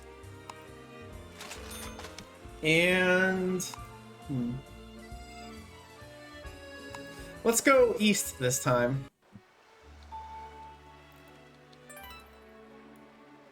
There's a lot more people around right now. Unfortunately, when they use skills, it makes that same noise. So if you ever hang around outside of a city, it can be kind of noisy. The reason why those ships are doing that, most likely, is they're building ships. Ship building in this game is mostly time intensive. Oh, you know what? Let's fight this guy.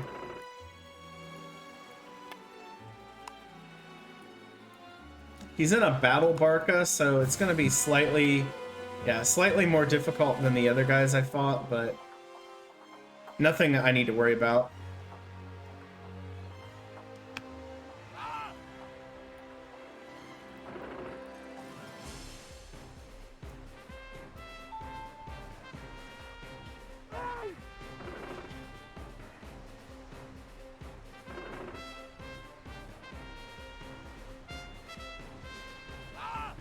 Ooh.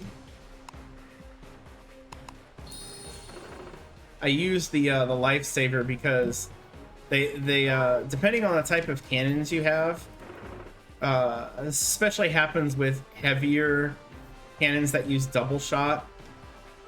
You can knock sailors overboard when you shoot.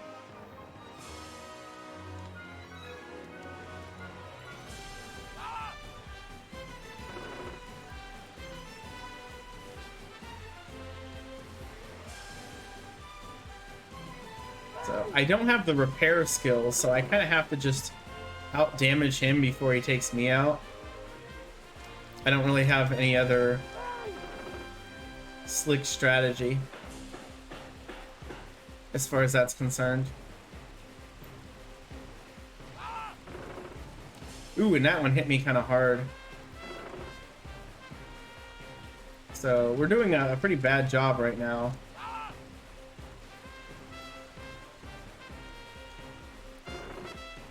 But with the skills we have no battle skills at all, so there's nothing in particular we're doing to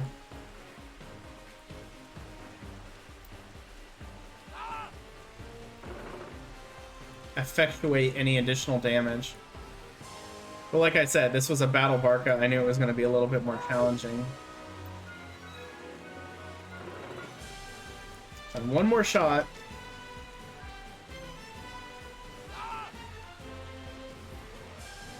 There we go. I might not be able to do another fight. I was gonna try to get those things all the way done. But yeah, this frugality skill reduces the amount. Oh, I don't want to fight those bandits. Stuff that you get hit with. Also, thank you for the follow, Cosmo Al. Nice to see you. Appreciate you joining the stream.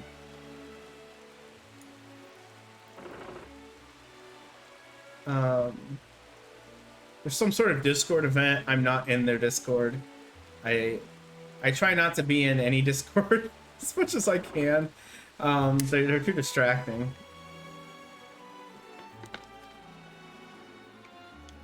That's why I don't currently have my own. I keep thinking about it and not doing it. Although it would be nice to get some feedback occasionally instead of trying to ask Twitter or ambushing people on stream about it.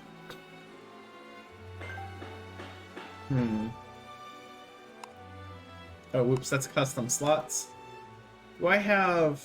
I don't have anything to cure homesickness, so it looks like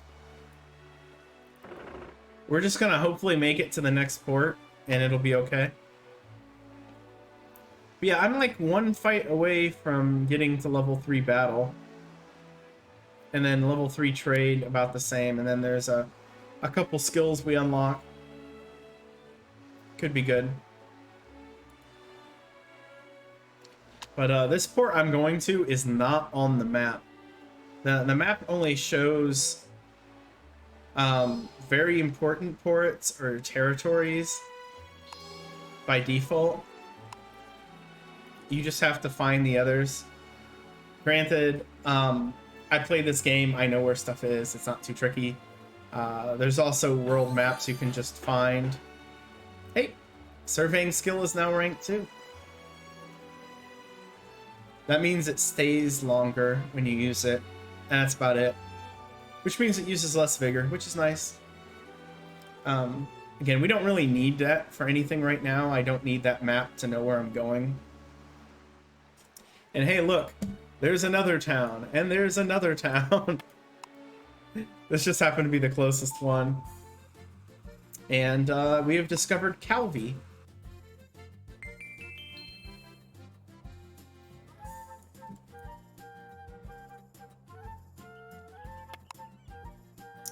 Oh, he still won't talk to me.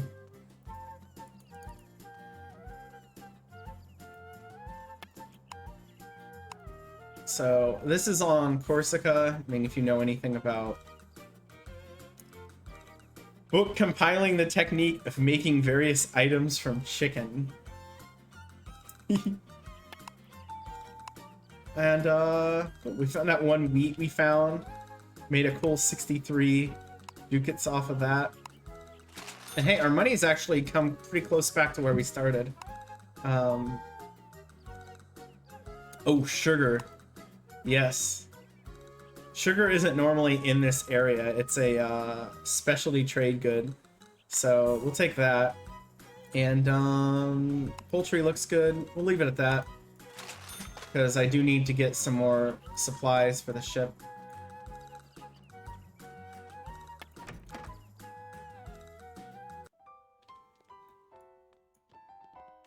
And this bar over here is the maximum amount of sailors. We could have one more sailor if I wanted, but I don't need them. I'd have to, you know, feed them. So we're good. It's like in the Pirates games. It's not like the Pirates games where you have to stop after a while and replenish, but the more sailors you have, the more we have to feed them. And again, also not like the game where other things happen that involve them. So 2 wood, 2 munitions, and equal parts everything else. Actually, I don't need the food and water. So I could have repaired my ship in the we're gonna go to this town, which should be Pisa. In the speedrun, Pisa is pretty important because of the artwork. That's how we make our millions right off the bat. Is sitting in Pisa and just utilizing it, I suppose.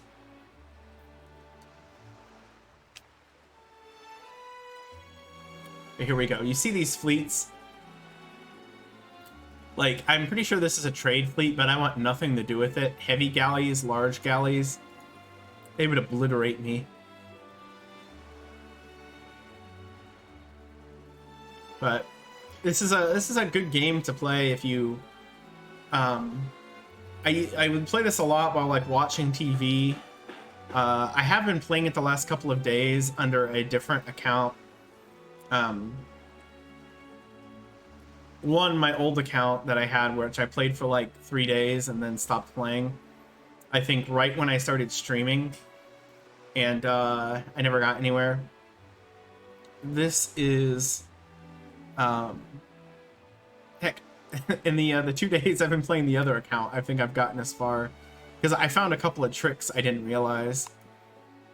There's it's really easy to level battle with a certain skill.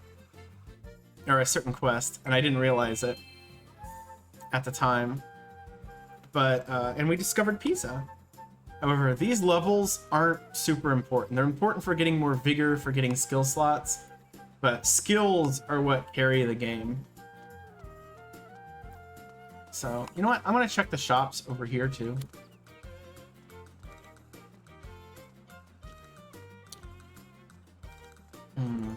Wait, do they have... Oh, they do have a sail maker. Good. I was looking for one of these. Our ship has a sail slot. So let's go ahead and buy a sail. Now, I'm poor, so we're going to buy something cheap. You know, we're not going to buy the plus 19, plus 2, minus 1 turn speed sail. Instead, let's buy this. The plus 6. And we might not even feel that because that's pretty low, but hey, now we go faster. That's important, right? Let's see what this dude has. Attack power 10. Fake mole.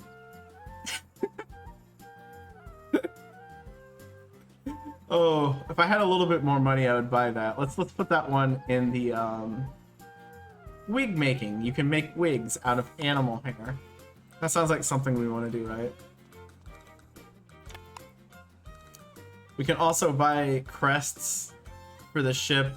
It's a waste of a slot, honestly. If it didn't take up an inventory slot, just having it, like if you could equip it and it would never do anything, it'd be fine. Craftsman. Okay, same as the other place. Basically, so... There's a carriage here too. We're gonna take that because Pisa is another city that has an area behind it. It also has a school. 10 cities in the game have schools. When it originally launched, this was the trainee section. It was very slow and kind of annoying and complicated, so they've changed it to where there is now just one school. And we will be going there before too long. Yikes. So we can't sell the sugar here. The market rate just happens to be terrible for it. Unfortunately. Oh. What it said here, he said it initially and I didn't notice. The market is flooded with seasoning. That means every single seasoning item has been reduced. Usually, when it happens, it craters the price to like 50%. And rates on stuff change about, it's not exactly an hour, but it's about an hour. I think it might be slightly randomized so people can't, you know, look at their watch. Here, I need to put it where the camera can see. Look at your watch and like plan it out exactly. But yeah, so marble sculptures are nice, but they're so expensive. I kind of want to buy pickles. We will try the pickles. I don't understand the avoid paying button. Let's hit it. Avoiding to pay for trade goods. This will increase your notoriety and hostility. No. It basically turned me into a pirate from stealing stuff. Notoriety is not something you want casually. There's some people, you learn how to deal with it. I've never had any ever because I've never done anything that would cause it. But that's basically the I'm pirating PCs sort of stat. Which means anyone can attack you anywhere. Which we don't want. And now we have discovered Florence, which gained us an adventure level. And our Book of Wisdom has reacted to it. I haven't done much with the Book of Wisdom, but...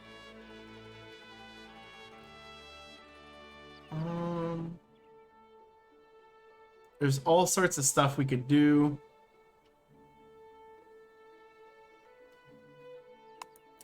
Let's do the Created Destiny one, I think is kind of the first thing that's going to pop up.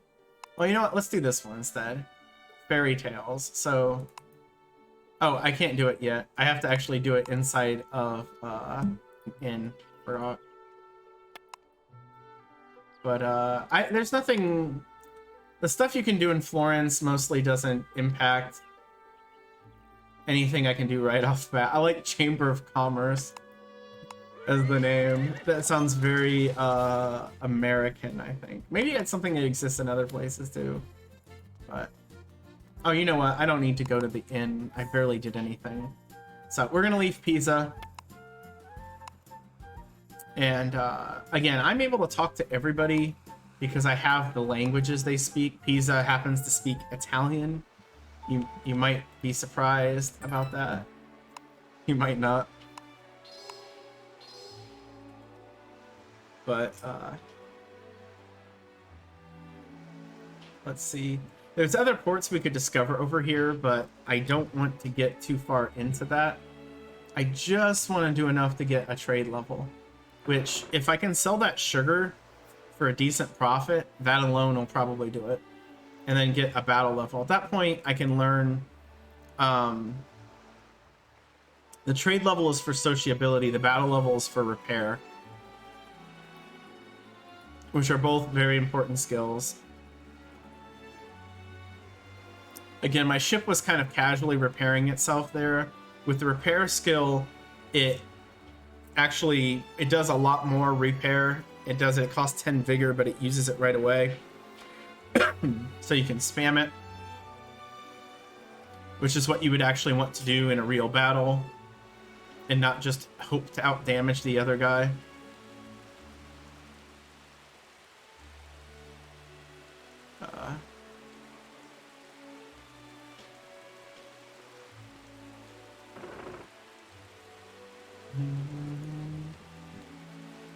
So this is a Spanish fleet. These guys all have, like, there's some reason to mess with them.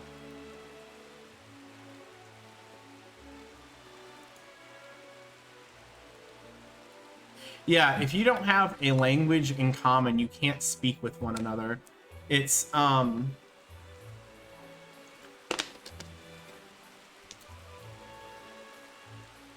it's a little bit of a funky mechanic. We have the skill body language.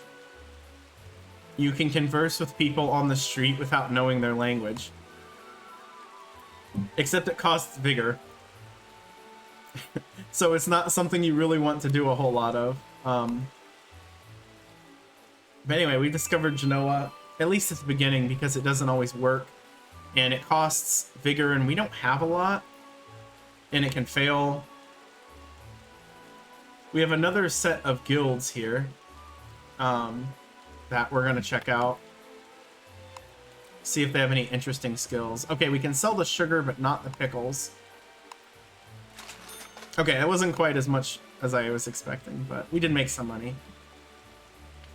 Genoa has one of the most expensive markets in the game, and usually the prices are through the roof because if you're allied with the port and you have a high accounts and sociability skills, you can reduce the price by a lot. So you can, you know, this 127% isn't going to stop you from buying it necessarily. Oops.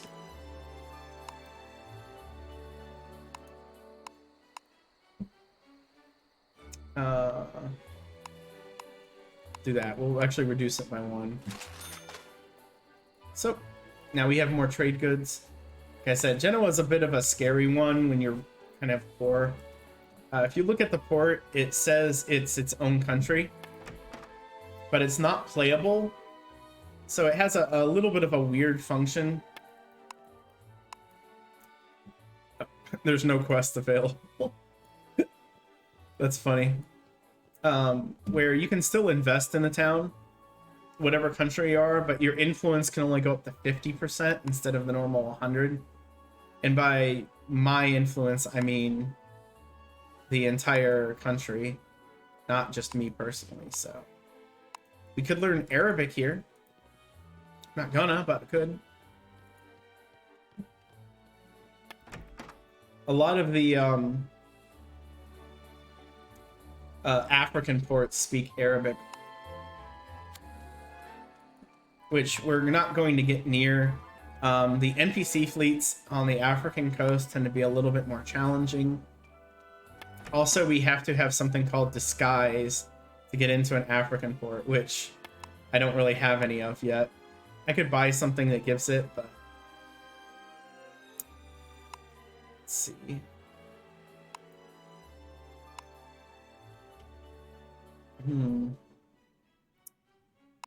We could do that, but I don't really want to travel anywhere in particular. I want to stay close. So here we can learn rescue is important, so I'm going to pick that up. Geography is good too, but I don't need it yet, and I'm a little low on money.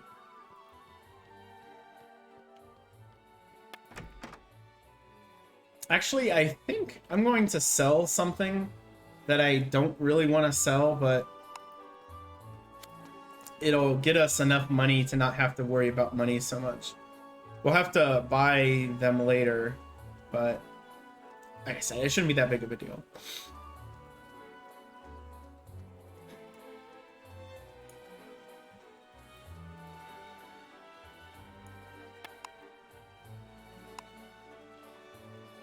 So we're gonna sell this iron plating, 65,000 gold or ducats right there.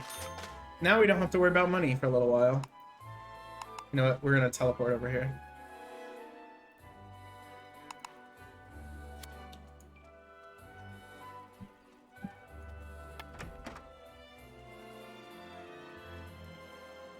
See if there's any battle skills. Our max skills are up to 17 now, and at some point we're gonna ditch our language skills. Lookout skill just makes the distance that you can see ships and ship names a little bit longer.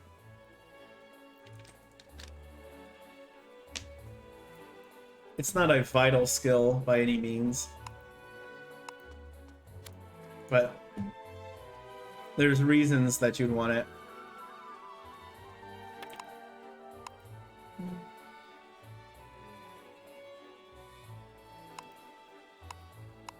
It's good to have a few pails. It's good to have a few calming flags. Spare sails are always expensive.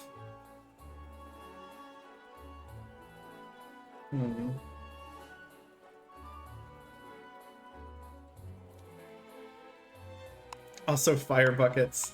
These are things that we can use when we're sailing around to not get killed. But they're kind of expensive for now. Like the level we're dealing with money-wise is completely unrealistic. And I should mention, we were talking about languages before. There's a few people that you can always speak to, even if you can't speak the language. Okay, it's not there. Let me check the item shop. Office of the Doge, the leader of Genoa, but we probably can't see him again because our formality is bad. But we're working on it. We'll get there.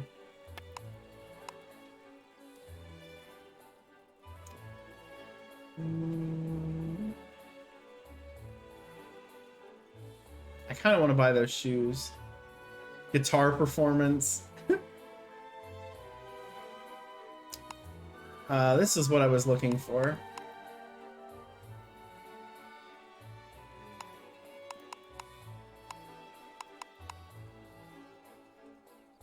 There we go.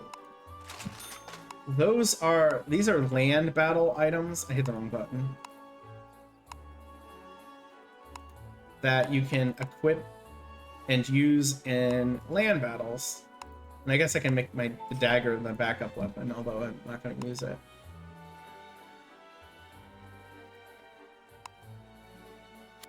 And maybe I'll get to show you what a land battle is really quick. By maybe, I mean I might lose it. A lot of your stats in land battles are heavily reliant upon skills and stats, and I have no skills, and my stats or my levels are really bad. So, but Genoa has a land area behind it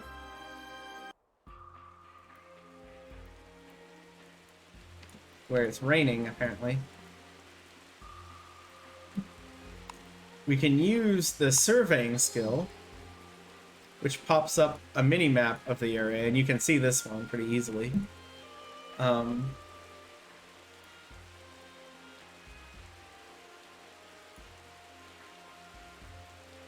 These areas can be a bit scary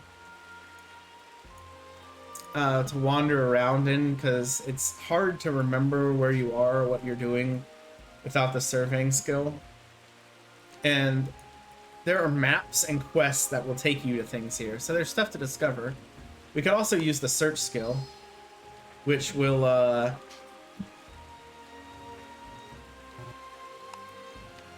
we found nothing because we just used it in a random place.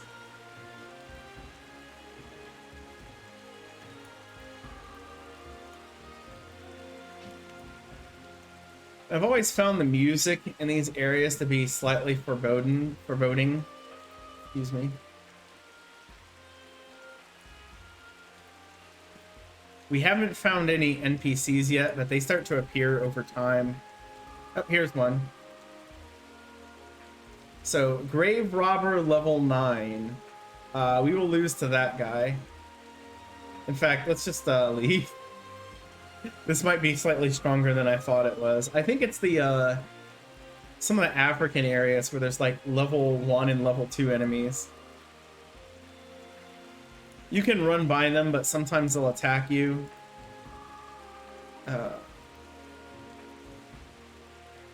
Here's some more people. What are these guys? We have Rossi Gang, level 6. Bankrupt Noble, level 8.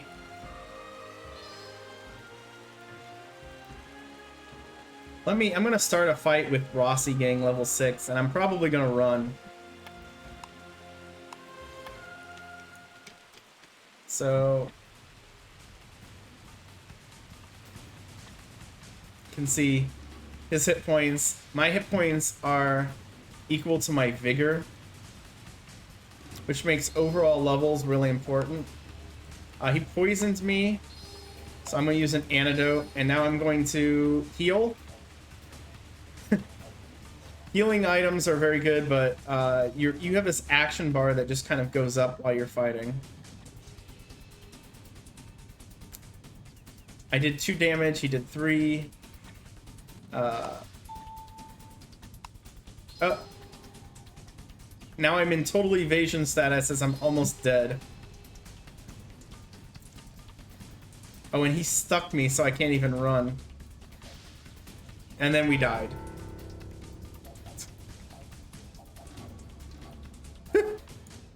So that was no good.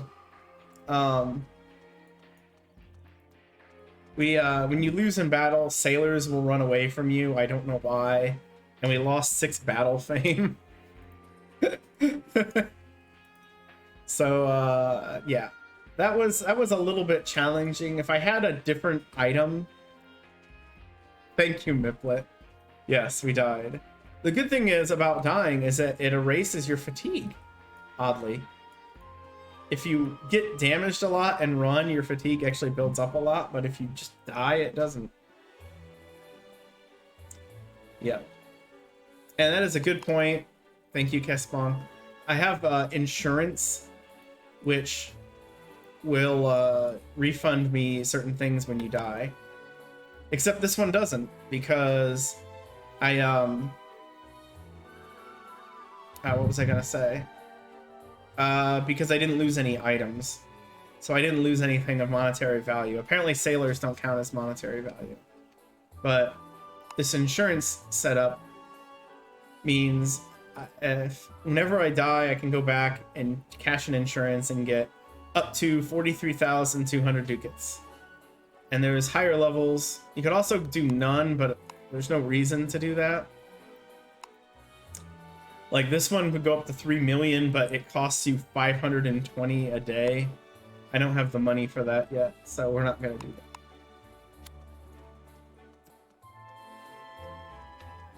But yeah, whenever you die, whenever you screw up like that, that's not a bad thing to do. It won't matter for me right now. Let me check this guy again. Oh, come on. Yeah, we don't have enough of anything to have unlocked something yet, but that's fine. I could...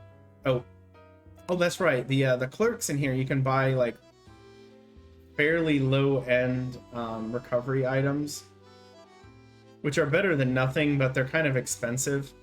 What's better is to just make them yourself, which you can do with the cooking skill. Oh. And the combination of drink and food will double the vigor recovery you get from these things, so you can do cheaper stuff. I won't worry about money like that later, but it's fine for now.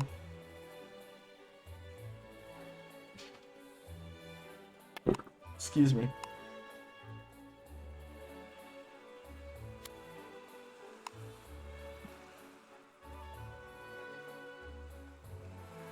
Oh, I wanted to... There it is. There we go. I have plenty of food and water, but the number just seems low, so I feel like I need to do it.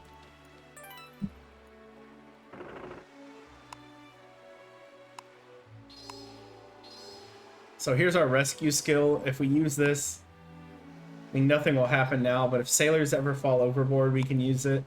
You can also use it if you shipwreck to be able to sail again, which there is an option to have somebody come pick you up. You really don't want to do that if you can avoid it, because it'll completely demolish a ship. Like, its max durability takes a hit. And you want to avoid those things as much as possible. Now, it doesn't matter a lot when I have a ship like this with its 27 durability, but it will matter later when oh, nice. One shot.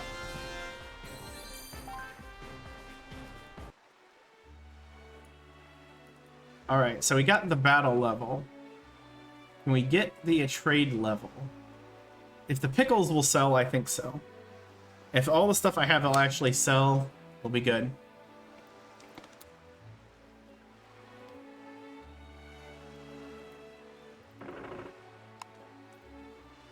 And yeah, so getting that level gave us an extra 5 maximum vigor. This means we also have an extra 5 like hit points, I think, in battle. Although I think your hit points in battle aren't directly levels, like, I don't know. I think it has something to do specifically with battle level, but pickles. Yeah, you got it, Niplet. We have 27 pickles, 10 lavender, and 15 wool fabric.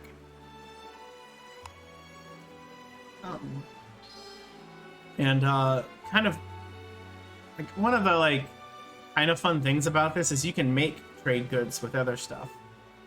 Like, there's wool in the game, and if you're a tailor, or if you're of the tailoring skill or sewing, I think it might just be called sewing in this game, but if you have the sewing skill, you can make take wool and make wool fabric and make a profit off of it.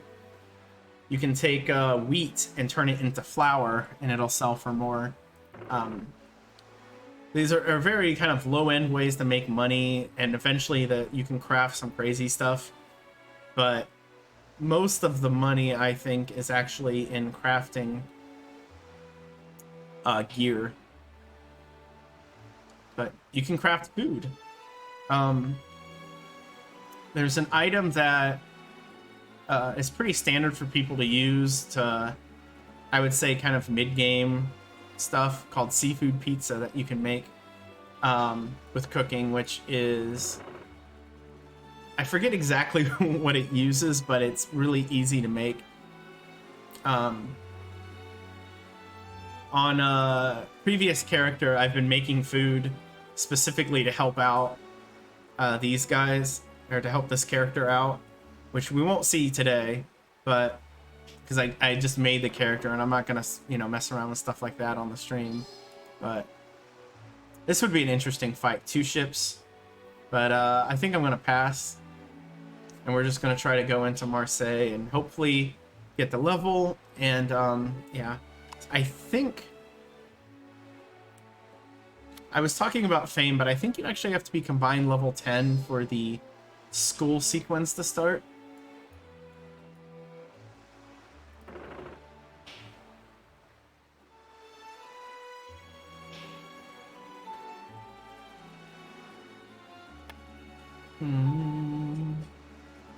These same people chilling outside of town.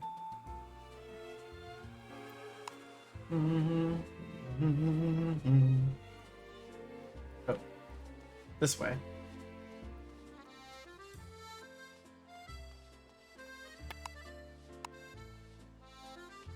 There we go. 4,600 profit, and we didn't make enough. Aw. It shorted me just a little. So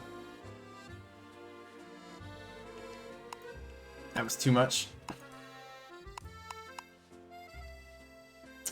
We'll go ahead and buy some more duck meat, and we're going to do kind of a quick turnaround here, because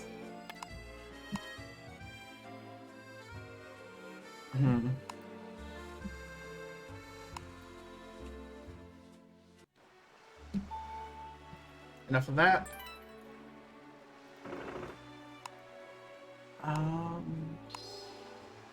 And now we're gonna sail quickly over to Montpellier to trade and come back. You can wear down trade routes, but since this is an MMO, there's a lot of people involved, and it's not nearly as easy as it is in the NES or any Super Nintendo versions of the game.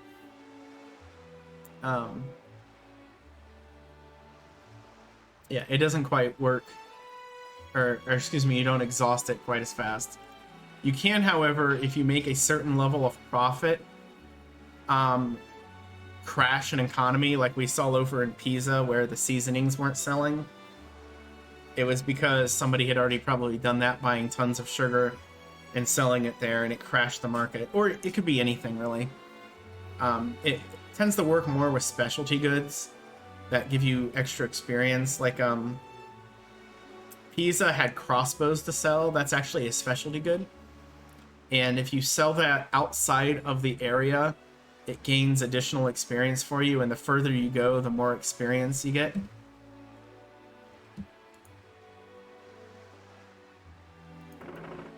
I want to stay away from those guys. I don't think they're going to attack me, but I don't know.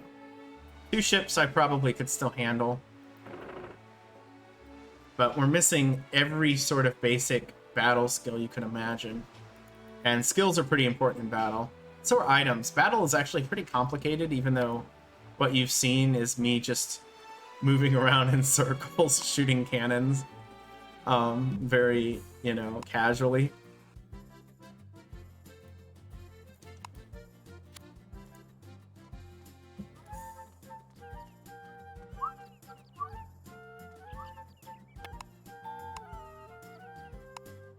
There we go. 15,000 profit. And it completed the gained 10,000 ducats profit from trading, gained 102 trade experience just from that. All the other stuff I was doing, nope. Just bring over duck meat and we're good. And they have ducks here. They could, you know, they don't need me to do anything as far as that's concerned. Go. And we'll just sail right back. So this is a, you know, very basic trade routes. Totally something you can do if you want. You know, I kind of wonder if what I'm thinking about as far as the stuff is actually, I keep trying to think of how there's a whole school section that launches here pretty quickly, and I'm trying to figure out how it's gated, and it might actually be gated behind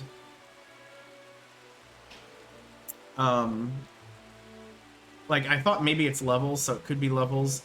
It might be gated behind all of those tutorial screens we just saw. And hey, look, we're getting attacked. I don't know how I feel about this one. The good news is they use the abortage skill, That means when you see enemies use that, that means they're likely going to charge you, which means they're easy to crit. Assuming you aren't, you know, completely slow and incapable of fighting, these are the best ones to fight. The bad news is, if this drags on and all, I don't have a whole lot of munitions, so I might run out of ammo.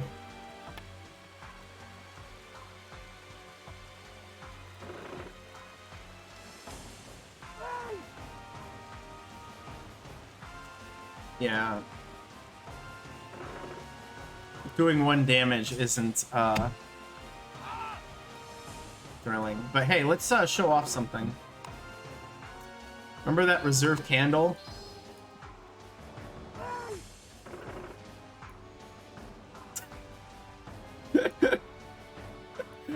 It lets you just set a ship on fire. It's a early game battle hack sort of thing.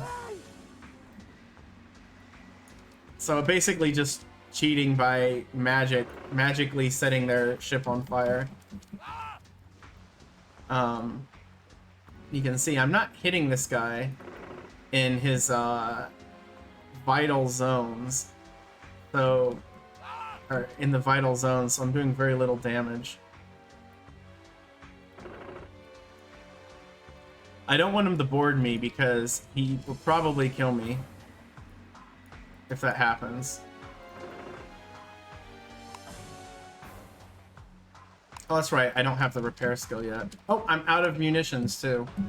So let's just do this one more time.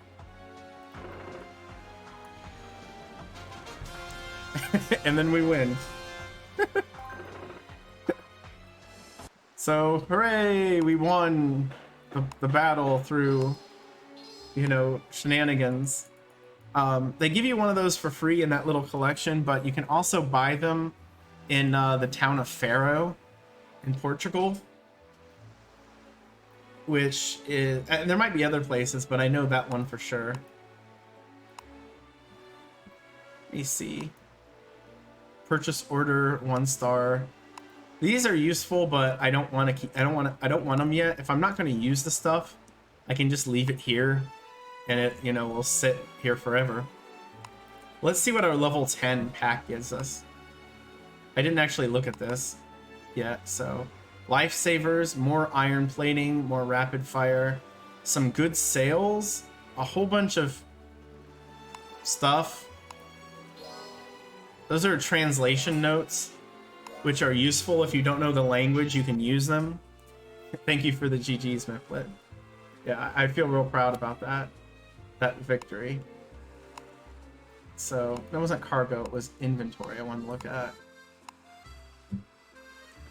But yeah, all of these, you can use one of them. Like if I use this, it will translate, it says Northern European language. It's English and Dutch. South European and East European. So this South European is French, Spanish. Oh, never mind. This one's Greek and Slavic. Okay, so I might be slightly off about what they are. Either way, I don't really need this stuff. And I got more of these. 50 extra experience for 5 hours. 30 extra ship speed for 1 hour. I can't remember if this impacts quests. And we got some other stuff too, like lifesavers, which I don't actually need anymore because I have the rescue skill. This sail will be nice. Like, we're at 118.12. Let's just go ahead and equip that sail.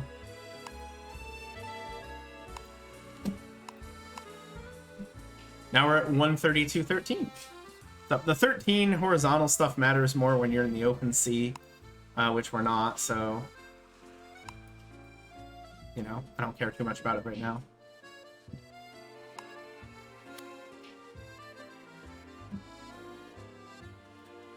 In fact, let me see if I can... There we go. You can also buy and sell from peddlers to trade that way, but it's very inconsistent and not really good. So I don't recommend it. Because they do have different prices, but as I said, inconsistent.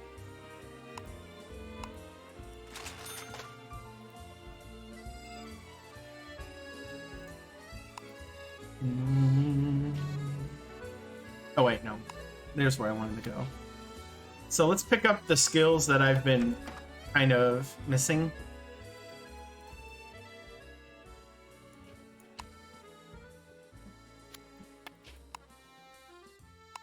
Acquire skill, repair. A boardage, it increases the distance that you can melee somebody at, and then there's items you can put on your ship that increase it even more, but it has to be used with a boardage. So it makes a boardage's range go further. This character will eventually learn some melee stuff. The general design is going to be, if you went out of 100, I would say like 45%. No, I'd say it's more like 50% adventure, 40% battle, and 10% trading. Sociability, there we go. Having this skill makes it so we can talk to people better, which sounds like a weird thing, but yeah, it actually helps with that. So, and we get tow permits for free. I will probably save that for when I need them and forget to buy them. They're not very expensive as far as late game stuff is concerned. I didn't really need to teleport to this guy, but I think I'm going to try to make just a little bit more money. Maybe I should pop and see if I can get any quests. That could be tip too, but let's go ahead and buy that duck meat again. Avoid paying is hilarious. I want to see how badly it messes up stuff, but I'm also scared to do it, so I don't know. Like, maybe not this moment, but maybe at some point when I feel like I can hide from people and not get killed. And let's see if there's any interesting quests that pop up here.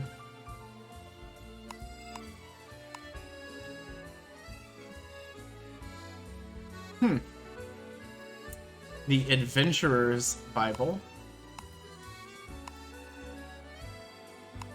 That one takes us back to... You know what? I'm not going to take any of these,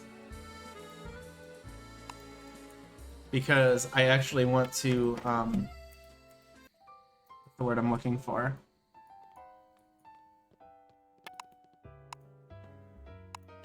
I want to just make money. So, pop in the rum. There we go. And here's Irene. She's actually a storyline character in the Spanish story. I don't know if we'll interact with her much in this one. I'm not familiar with really any storyline other than Spain's, because of just the way that I played the game before. There we go. Oh, and here's something we can do. Interpreter. These guys will sell these translation notes that if you use them, they last for about a minute, and it'll let you speak the language. However, we already speak all these languages. What I want to do is sell the ones that I have, because I won't need them for a while. But if I don't have a language in a town, body language works for a lot of stuff, but there's some things that don't, and going in and getting those is useful in that aspect.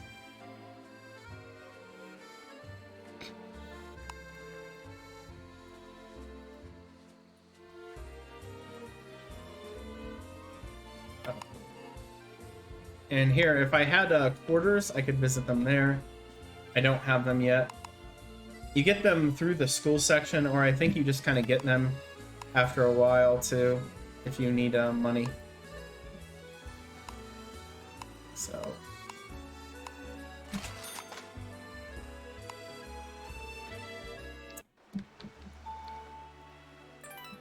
Disasters at sea.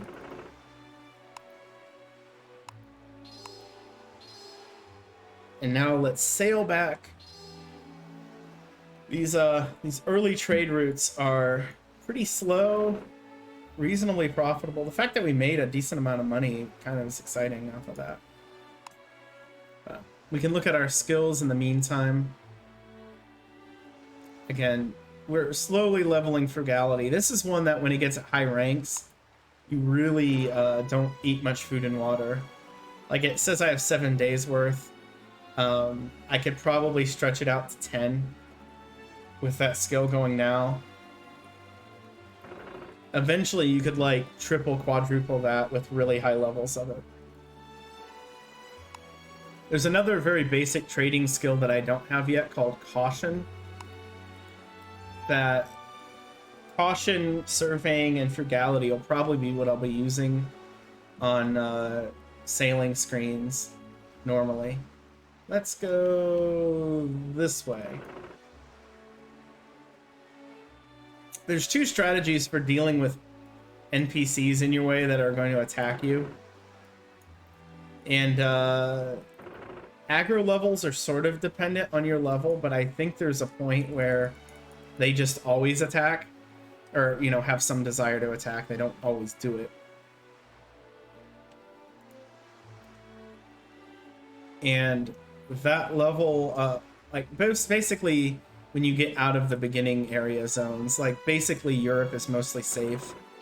The Baltic Sea in the northeast is a little challenging, and the Black Sea past Istanbul can cause some problems.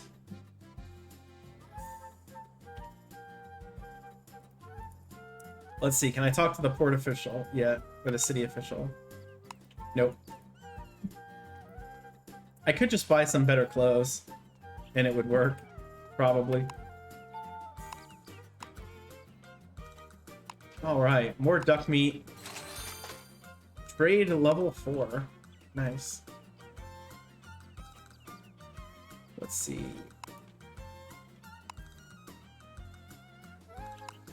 Now, if we continue trading here, one thing that will definitely change is the availability of items will decrease. I think it goes down something like each time you purchase. I actually want 2 of those, and then that. Yes, clothing. The starting clothing you get is worthless, and you're probably just as well off not getting it, which apparently you can do. I didn't realize that until just now. I always pick like my favorite color of generic clothes, but I say it's worthless. It's not completely worthless, but like 1 defense power, 1 defense power, 1. The boots are the highest defense item I have. That didn't help me in the land battle, and we can see we have a combined attack power of 16 thanks to the long sword, and defense power is 5. Our formality is 2, and our disguise is 0. It is funny that they show, I forget which button it is, hotkey it is. We can make it so it doesn't show my head items in case I want everyone to see my fancy hair. The disguise level shows a turban. That's actually the easiest thing you can do to get enough disguise level to go into Ottoman ports. Which there's just certain ports in the game that if they're controlled by the Ottoman Empire, always require a disguise to get in, or they won't let you. You could compare it to the modern, conception of like if you go to certain countries in the world, if you're a woman, you have to wear a burqa or something like that. It's not quite that, but I think if you are Ottoman, though, you don't need disguise if you defect to them, and if you take a port that starts out with that disguise requirement and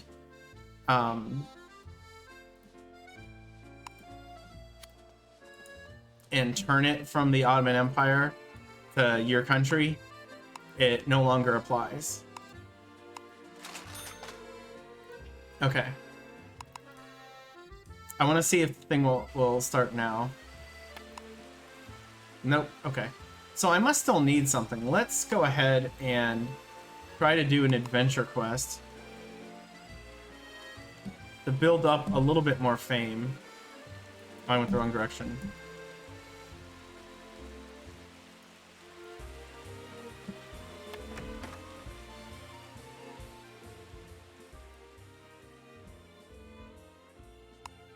Or maybe I got too much fame. Oh. You do that through this. Talking to the mediator, not what I did.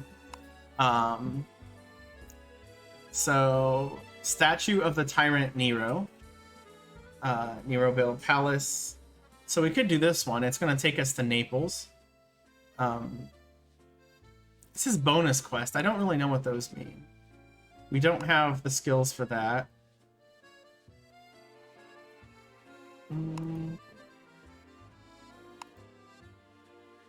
So let's go ahead and do this one. It requires archaeology and search. And Italian. So it actually requires things that we have. And now that I have just a little bit of money, something else I'm going to do. We're going to go to the archives.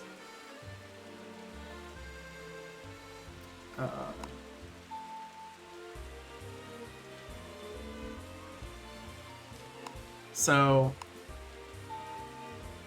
we have to go to the Scholar in Naples. Now we haven't discovered Naples yet. That's okay. I think I know where it is. It's a pretty important city in the world.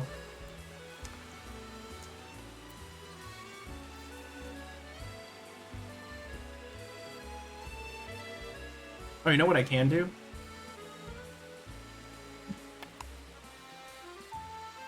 Stop. I don't care.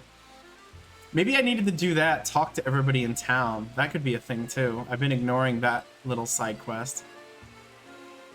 Yeah, we could get a bigger ship, but it would take out most of my money, and that's probably not good. We can sell that Explorer Borka from before. I kind of forgot that I had that. Yeah, that's the next ship up. So, unfortunately, I don't want to lose that much money. Also because the thing I'm going to do right now is going to lose me some money. Although not nearly as much comparably, but something you can do with scholars that are in every major city, or almost every major city, and I think one or two others. Browse books. And the appraisal things that we have give us skills. These are the 7. Astronomy is an endgame prestige sort of thing. But the rest of these are pretty basic. Geography, archaeology, theology, biology, appraisal. I keep saying appraisal books. These are knowledge skills and art. And we can browse, and we gain proficiency in the archaeology skill by doing this. So we're learning things. But we can also find maps, and these maps will tell us about places we can find things. Maps are really good for developing proficiency. They tend to not be worth as much as quests, but you can only have a certain amount of quests. Really, there's 3 quest slots, but one of them is for imperial requests from the country. One is for, and the other 2 are for regular quests, but the only way to have a second one is to use cultural contribution to allow us to do it. Japan. We're probably not going to see Japan for a while. Their whole trading thing in Japan is unique, and it is both And we've gained archaeology level 2 just from doing this. Now that's because there's an experience mod going on. Every time I'm doing this, it's costing me 500 ducats. So it's costing me some money, but theoretically I can find a map. And after a while you just get tired and you can't do it anymore. There's items you can use that will change that, but we're not gonna see them for a while, so let's just throw these on there. I'm not gonna use those anytime soon. So we didn't actually find a map. We found nothing. It was a bit of a bust, unfortunately.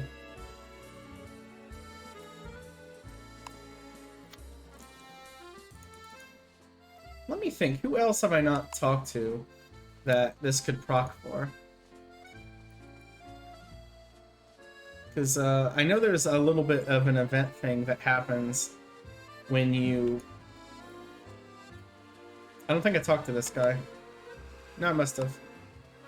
Oh. You can also share items with the Florentine craftsman. That town that we saw through Pisa. Maybe the ship guy was the last one.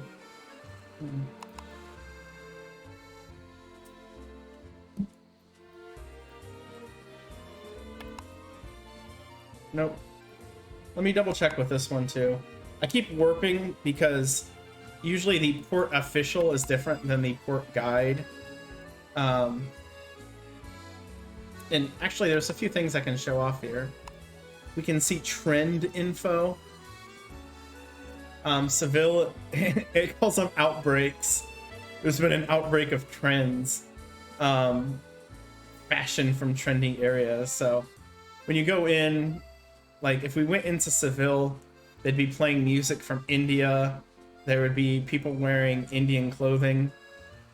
Venice has the Near East. The Near East is like Beirut and Kaffa. It's, you know, the Israel, that sort of area. And then Taiwan is apparently London's. And then there's no trends in Marseille. The trend stuff doesn't really impact a whole lot. Where is it? Oh, it's not on here. It's on the other screen. I'll worry about it later. We're gonna go ahead and buy some trade goods, and we're gonna make our way to Naples, and maybe. Oh, I guess I hadn't done this one yet. I want to see if he tells me somewhere to go after this.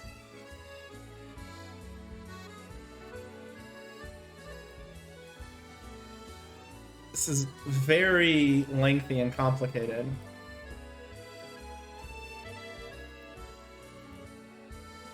Okay, now he wants me to go to the guild. I think I have to clear... I think this is the thing that's keeping me from going to the beginner section. I can't sail there yet because I don't have a permit for it. So... Hey, Pork Bat. I did it immediately. I can't say your name. Pork Back Fat. Hello. Hello, Pork. And yes, we've Uncharted Waters Online. The MMO, which, as it's been told to me earlier, has been out for 16 years. And 12 years almost in the world English version.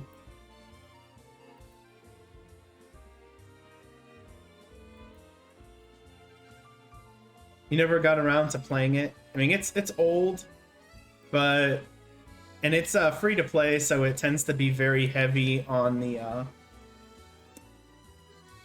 cash shop for some things. But you can play the majority of the game without it. The end game, there's ships that are really important.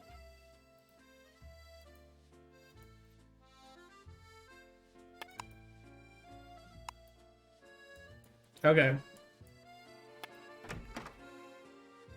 So that made it sound... Oh wait, no, here we go.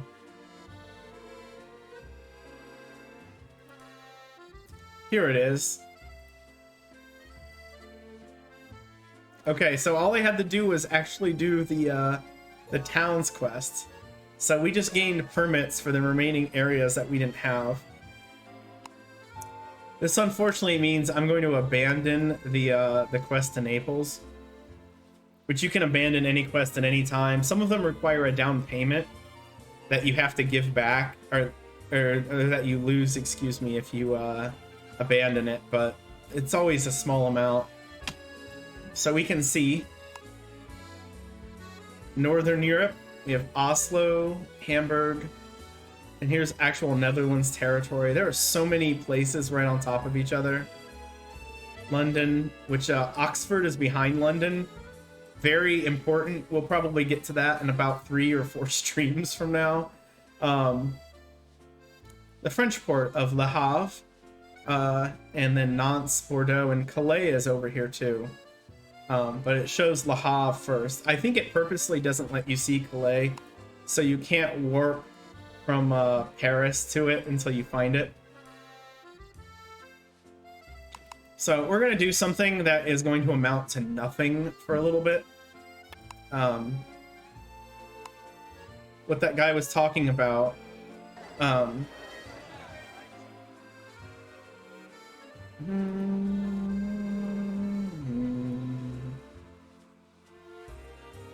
I don't know what this part. I think this is. I have no idea what you're talking about. No, let's go with the pathetic response. People who bought too many trade goods and forgot to buy supplies.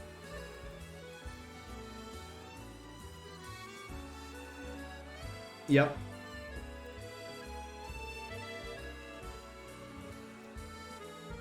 And now they're talking about the school that I'm going to. It was built by someone of royalty from Portugal, which means it's in Portugal, which we didn't have access to until just now.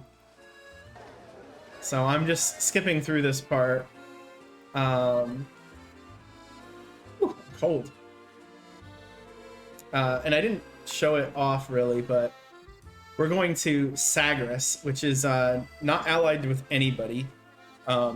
It's one of a few ports in the game that that has no town official, and that's because it's the new school beginner area, which we could have seen right away if I had followed the game's prompts instead of ignoring it.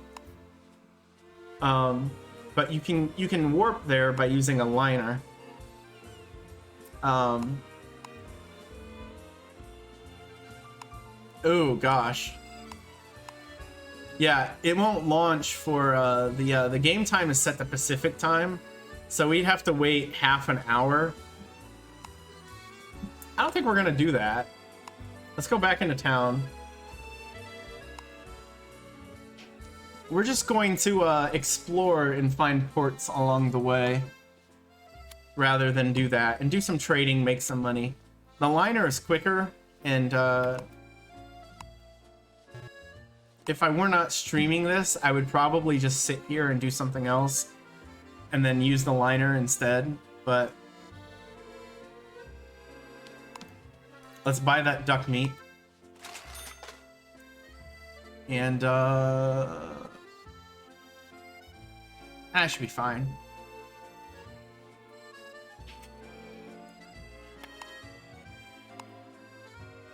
Whew.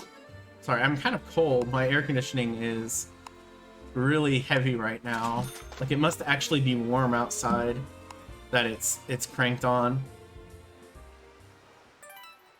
So we're going to try to sail past all of these areas, but I am going to disappear for just a moment. So I'm still here. You're just not going to see me for a minute as I wander around. But you can see the bottom right corner finally. If you didn't want to see me, wanted to see that, you can do that.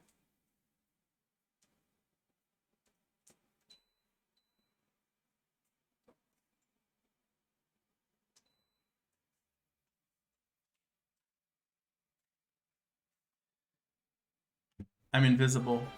Also, I forgot I click off the game, you can't hear the music.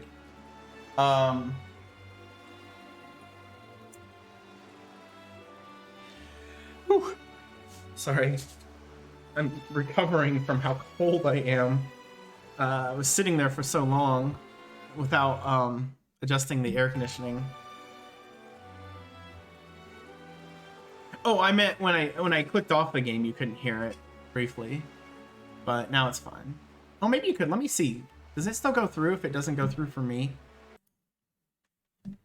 No. Okay. I didn't think so. But we can discover ports along the way. There's a whole bunch of Spanish ports. And again, I've mentioned this before.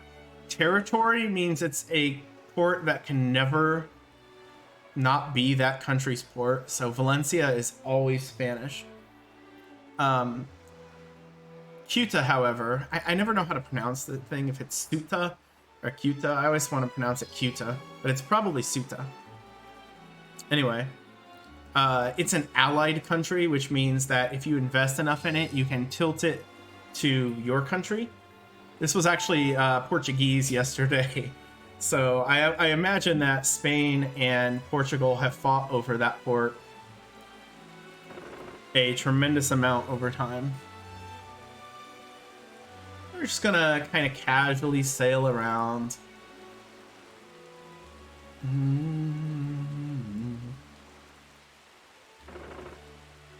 Nothing, not going too hectic here.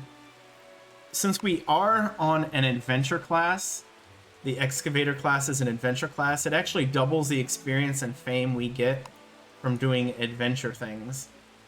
Like discovering ports and just sailing.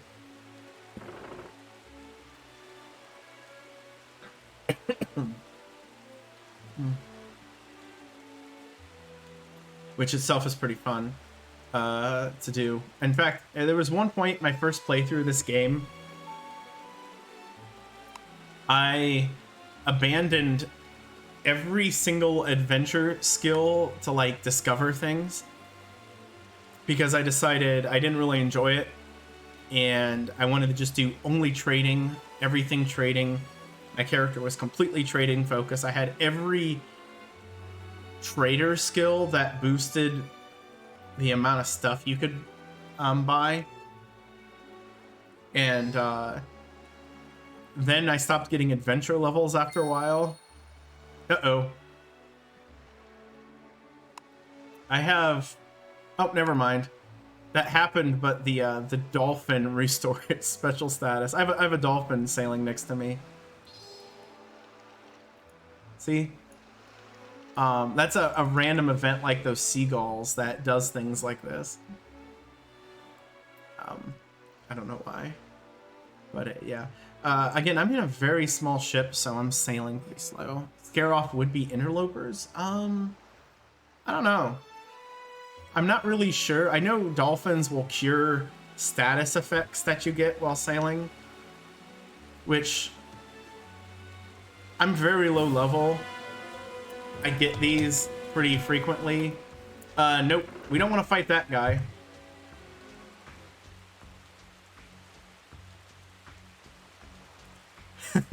I will die fighting this guy, so let's not. Unfortunately, I don't have the skill that prevents random ambushes like this, so these Barbary pirates will show up if I'm just cruising around in this area. I want nothing to do with them.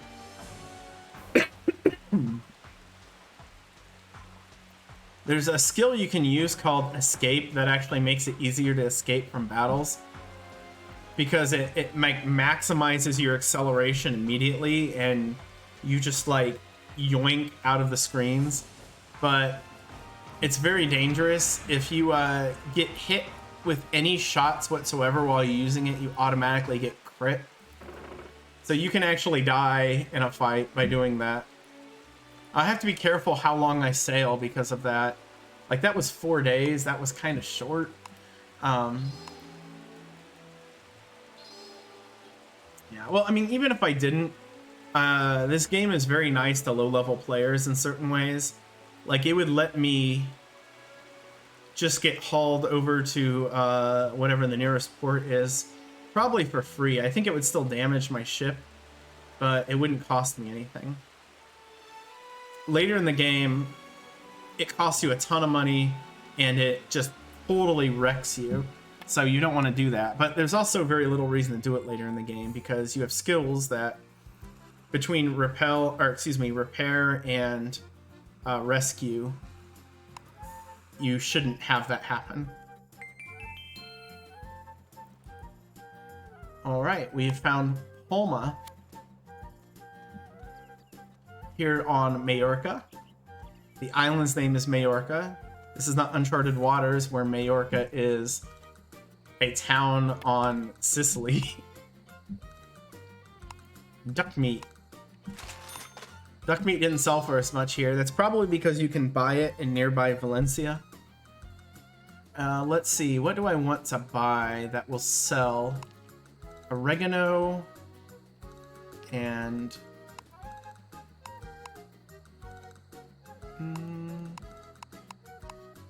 olives. There we go. We're not going to stop in Valencia, even though I like the port personally. My the first time I played the game, there was a bit of a culture where people tried to like make backstories and stuff for their characters. So my character's backstory was that she was related to the Duke of Alba, who's headquartered in Valencia in this game. Except the Duke of Alba is a bad guy. So I want to see. Here is the item I'm talking about. The turban. Just wearing a turban will get you, that 20 disguise will get you into most places. And it can be equipped by male or female, so. Well, the Spanish story deals with him quite a bit. Can I get rid of some stuff? Okay, we're not going to use this because we have the surveying skill. We're not going to use the fishing thing. And I can sell these. Good.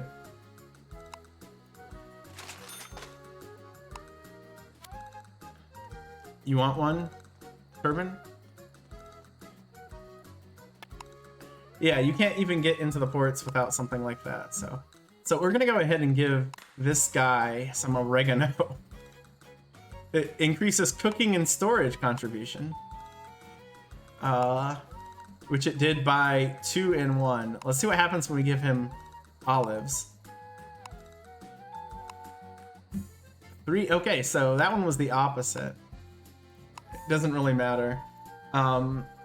There are things that you can use that contribution for, but it takes insane amounts. I probably will never get around to doing it.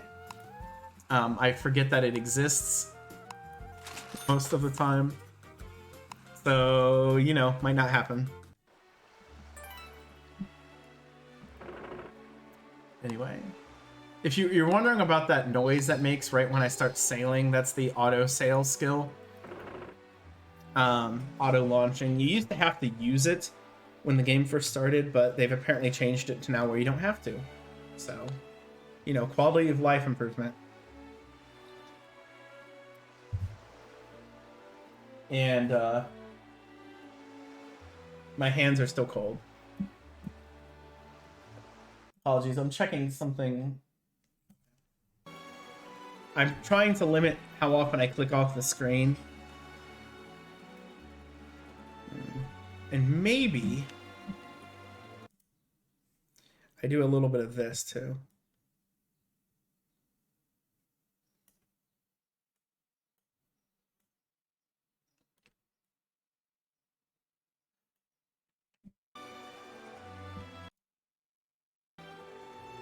Slightly more to the right. There we go.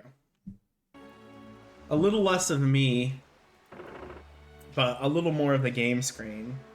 And so you can see the map. So the fact that I'm blocking the bottom right map, at least for overworld sailing, doesn't matter. Sailing. For sailing. It's not, there's no underworld sailing. There's no town sailing. It's just sailing.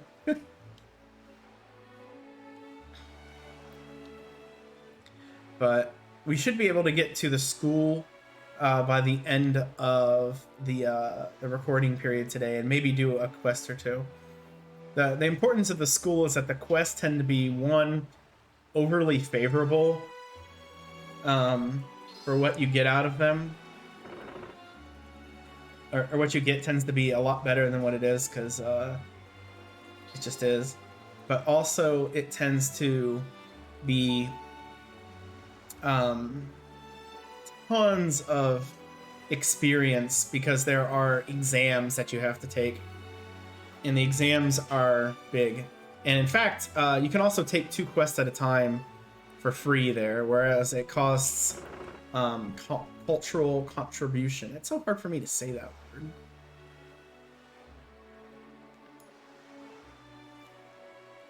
We'll sail away from the bandits a little bit. So yeah, getting ambushed in the Balearic Waters zone is not so good. There it is. So we're almost out of that. We're going to be going into the Strait of Gibraltar. Getting ambushed in the Strait of Gibraltar is much nicer. It's still annoying to get ambushed, but it's nicer about it. And on the way, we can stop in Seville and get some stuff that we, some skills maybe that we don't have yet. Because every town has different skills, every place you visit. We still have technically 2 slots. I could drop Observe and some of the languages and rely on, like I could drop Italian because I might not be going to Italy for a while. And even if I do, you know, it's not that big of a deal, I suppose. Hey, Greybeard, nice to see you.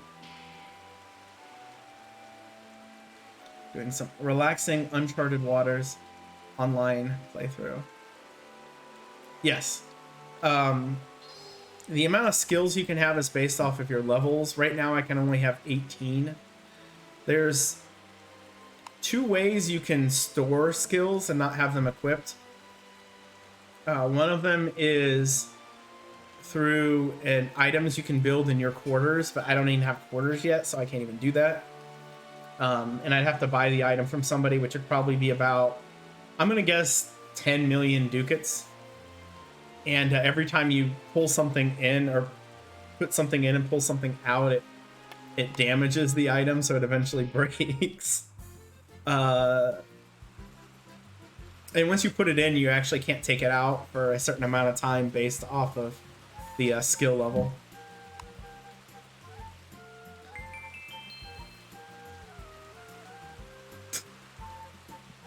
Yeah. Okay. You don't have quarters, they don't exist. Yeah, well, not as quarters, but you know what I mean. I'm sure. Hey, it's Little Chi, Miss Smithy Chi, and my teddy bear.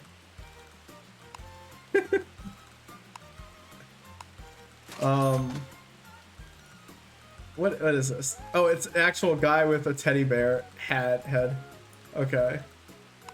That's another like multi-box fleet. Those are very common. The game doesn't discourage them in any way whatsoever. Ooh, saffron. Saffron's especially good here, but since it's so expensive, that market rate, if it fluctuates at all, can be bad. But 87%, I feel fairly good about buying 4 of them. We'll buy almonds. We'll buy some liquor. We'll buy some cows. That's good enough. And yeah, we part of. Oh yeah, Greybeard. This is actually coming off of just a couple of days ago. We set the speedrun world record for Uncharted Waters, the original one. And we'll probably do something with New Horizons again pretty soon. And once I'm done, like fully exhausted the first, so that's part of it too. This is kind of the victory tour. We took a speedrun that was over 14 hours and is now 6 hours.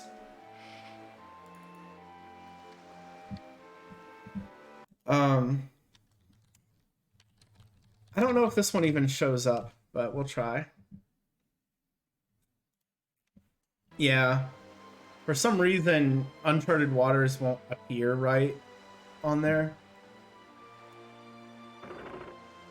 Oh wait, it doesn't, because I actually know why. It's the guy who made the board made some random IL categories that didn't exist, and I haven't deleted them yet.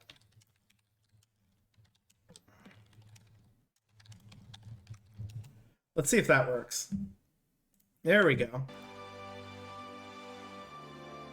Went from 14 hours and 17 minutes to 6 hours and 43 minutes. That's the full game run. So to the left is Kuta. I don't see any reason to stop there, so I'm not gonna. We'll eventually hit him up, and while it's better to discover new ports as an adventurer because you get double the experience, it doesn't really matter that much. You don't get a bunch of experience from discovering European ports. I did. I used a very different strat than Zaltis did, the previous world record holder, where he mostly used the quests that the game give you to get fame, because everything in the game is just getting fame. You need enough fame to get the quest to beat the game. Although there's multiple ranks before it, because the quest doesn't even open until you're at a certain rank. So, excuse me. So you have that sort of thing going on. But I decided to... I kind of calculated out how much fame you could get from investing in places. I always kind of thought that investing and fighting were better than doing that. And they are, except fighting is a little bit slow.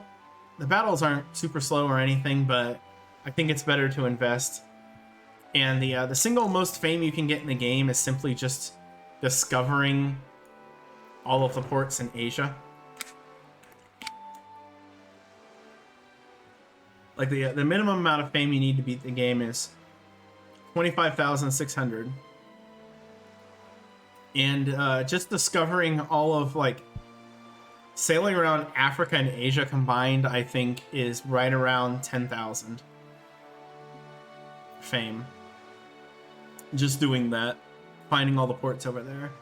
And like I did in my speedrun, I didn't stop at a whole bunch of them. Like, we invested in almost every Middle Eastern port and a few in India, and then I'm like, well, all right. And then I just loaded up on food and water and went ding, ding, ding, ding, finding all of the Asian ports.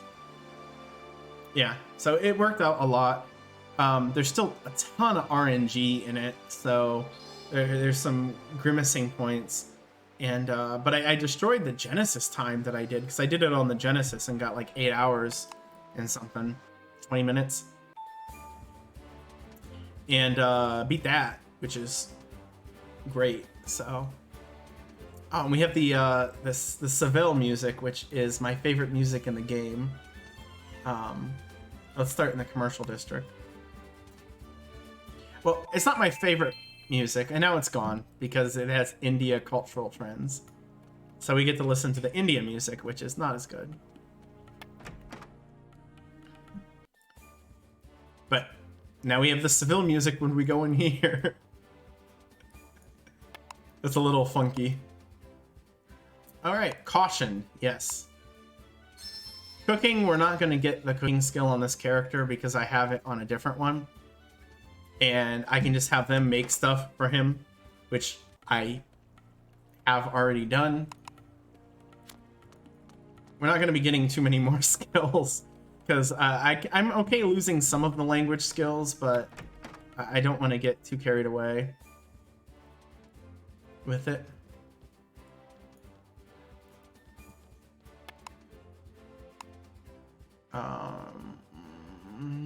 And swordplay.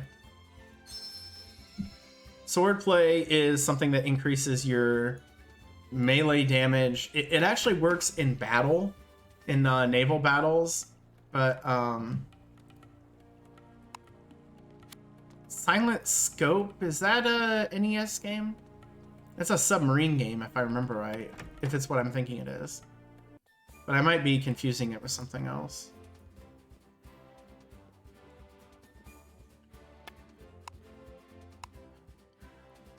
Okay, nothing here I can learn. Plus, I have no slots left.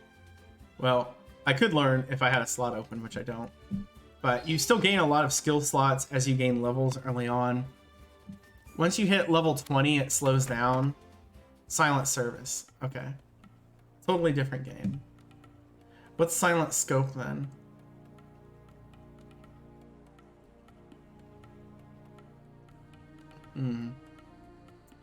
Oh, you know what? I can't do what I was going to do because I don't have enough formality, so I'm not going to worry about it. And you see a lot more people selling stuff in Seville. Like this person here. Wu Da Mei Yang Yang. Oh, until I have a level at level 11, it won't let me do this.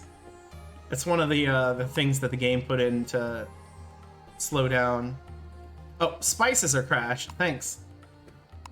And I can't sell either of those for a profit because the crashed spices. An on-rails shooter. Don't you speedrun a game that is on rails? That's interesting.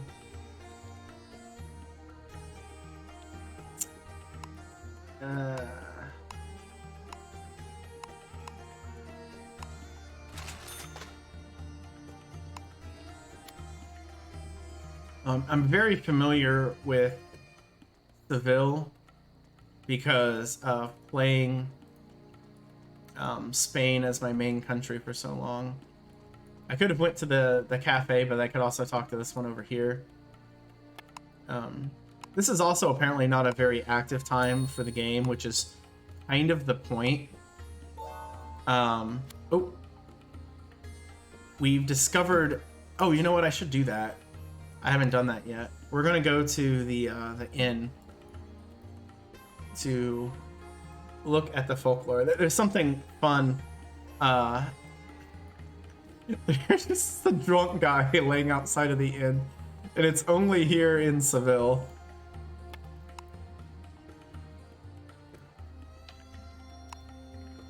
Oh wait, it won't let me do that emote. Let's do it this way. Here we go. Nope. We're gonna walk right on top of him, right on top of the drunk guy, and we're going to dance.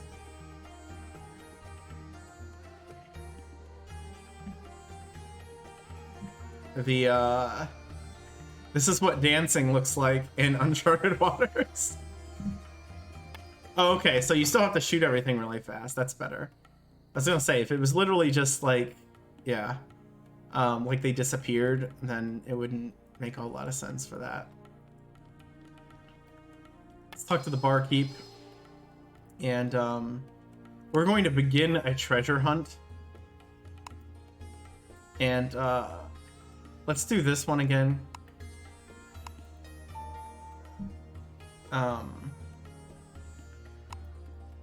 There we go. So now, whenever we do certain things, we're going to get random rocks pop up that will allow us to discover clues for the treasure hunt. For the most part, it's just going to be a kind of annoyance, but you can eventually discover something. Oh, I can't get any more food and water because I filled up my ship.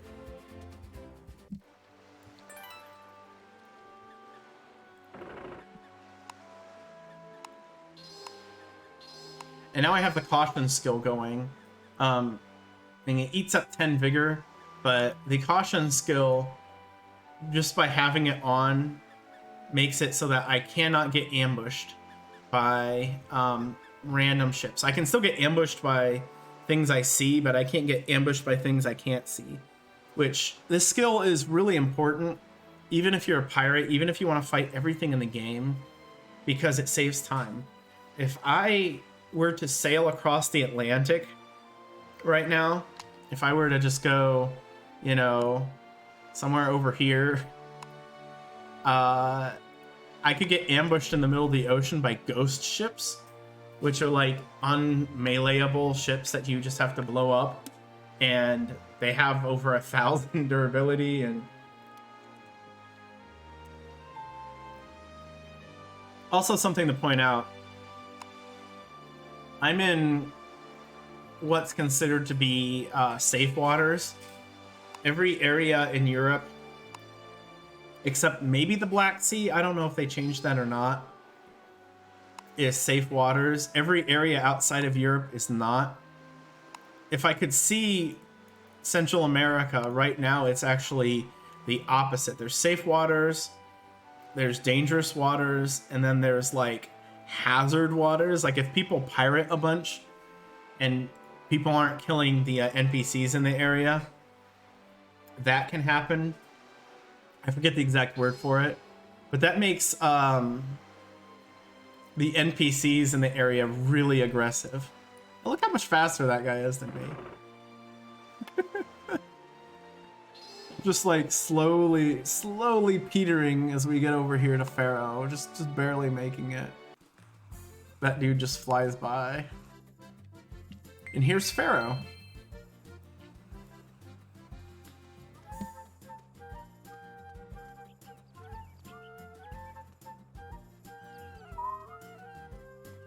Talk to our shopkeeper friend.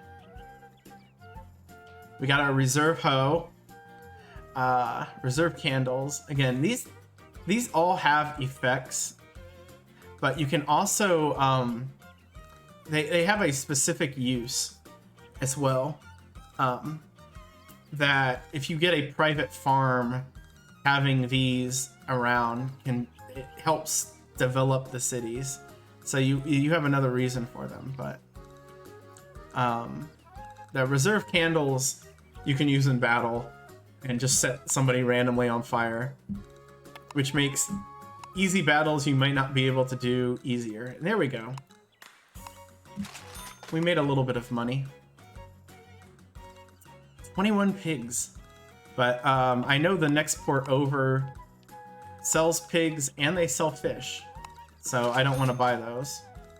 And there's the first time that rumors of an ancient trade city. That's kind of what I was talking about when it comes to like little things that we discover.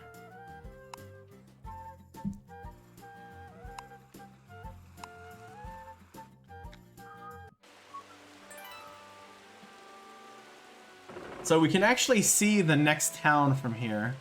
There is Sagres. That's where we're going. If I'm just fast enough and I left town at the right time, we can get there without any time passing. Although I think the way days work for sailing is day and night cycles are not universal for everyone.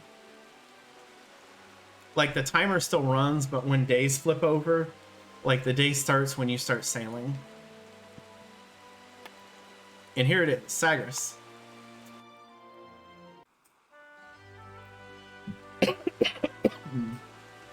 So if we'd taken the liner here, it would have arrived. Oh, I'm hovering over the time. You guys can't see the time. It would have arrived at 1:35. It's 1:35. So, oops. It would have taken the exact same amount of time. A whole bunch of stuff is happening all at once. We gained more folklore. Folklore would be funny. Okay, Sagres. Training school with various quests. Unlike quests in other cities, you can take 2 at the same time. You'll be able to save a lot of time to complete quests. The Voyager Academy is closed down. Again, that was the old thing that just took too long.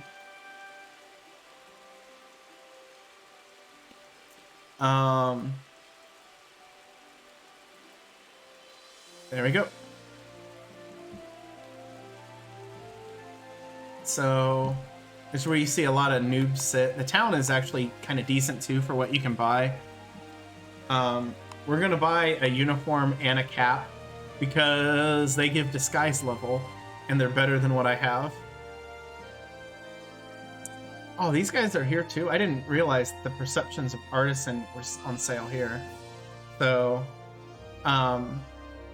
fishing net, ointments, like there's a bunch of basic stuff here. Storage booster, so on and so forth. But I don't have a title yet. I have to actually enroll in a course, I think, to get the student title. Hey, it's Star Ocean!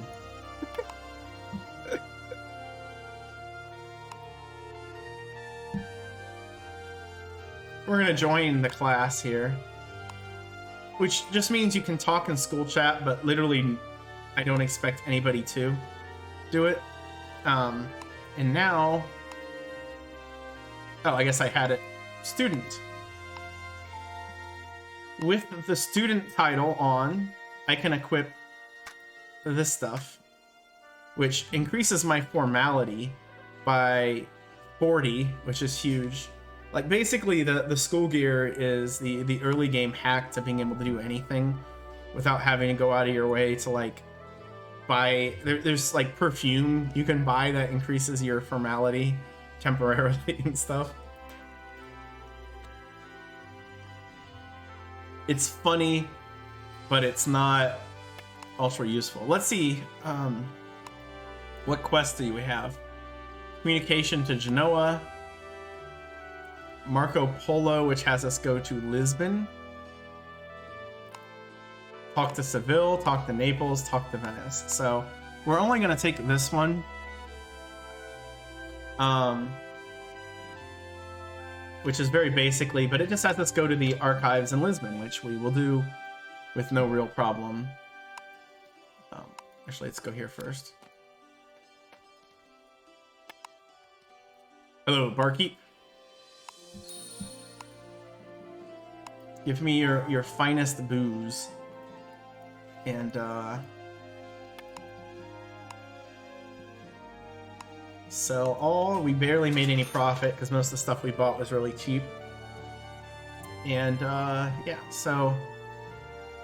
I think salt is safe to buy. Leather, they said, was really cheap, so let's do that. And, heck, we'll buy some pigs. That sounds good. And those little things that pop up, you'll just see me clear them out. I wish there was an option to disable it from popping up, because it just kind of gets in the way.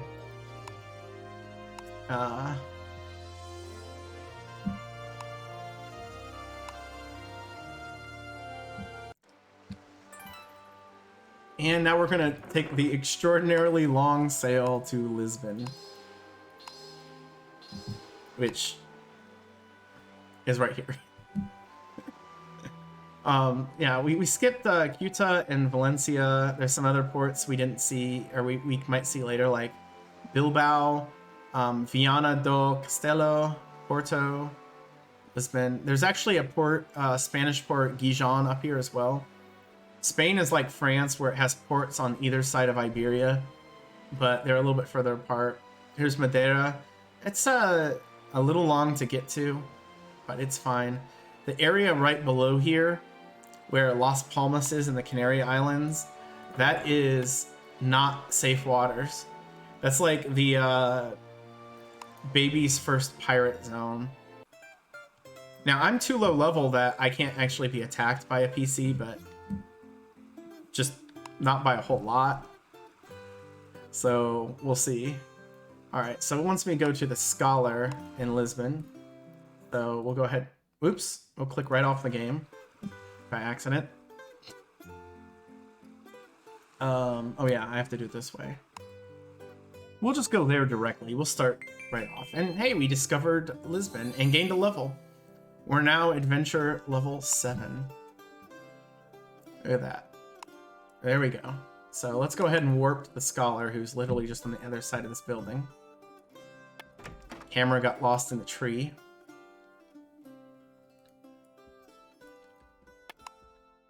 Alright.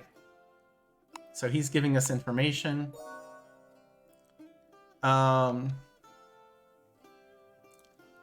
Okay.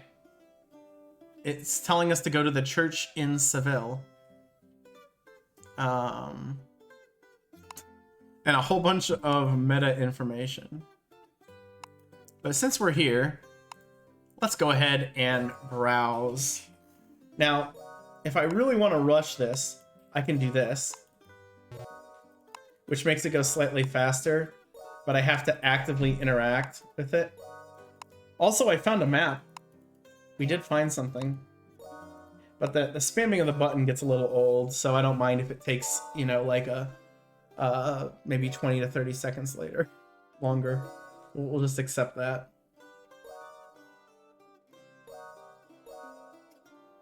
Now, I kind of like this Lisbon music. I didn't like it as much at first. Like, the beginning of the song is a little bit annoying, I think, but everything else is... And if you've been around my streams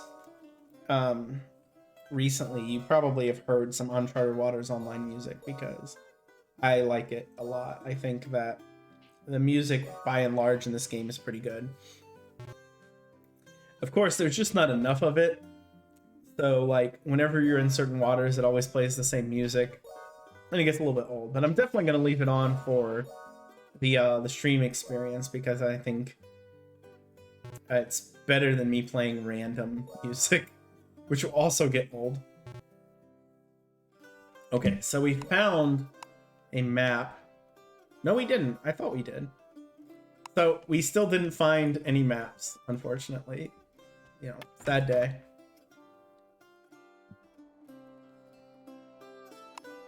So we'll go to trade, and then I guess we could check the shops here to see if there's anything worth buying. Skill-wise. Let's see.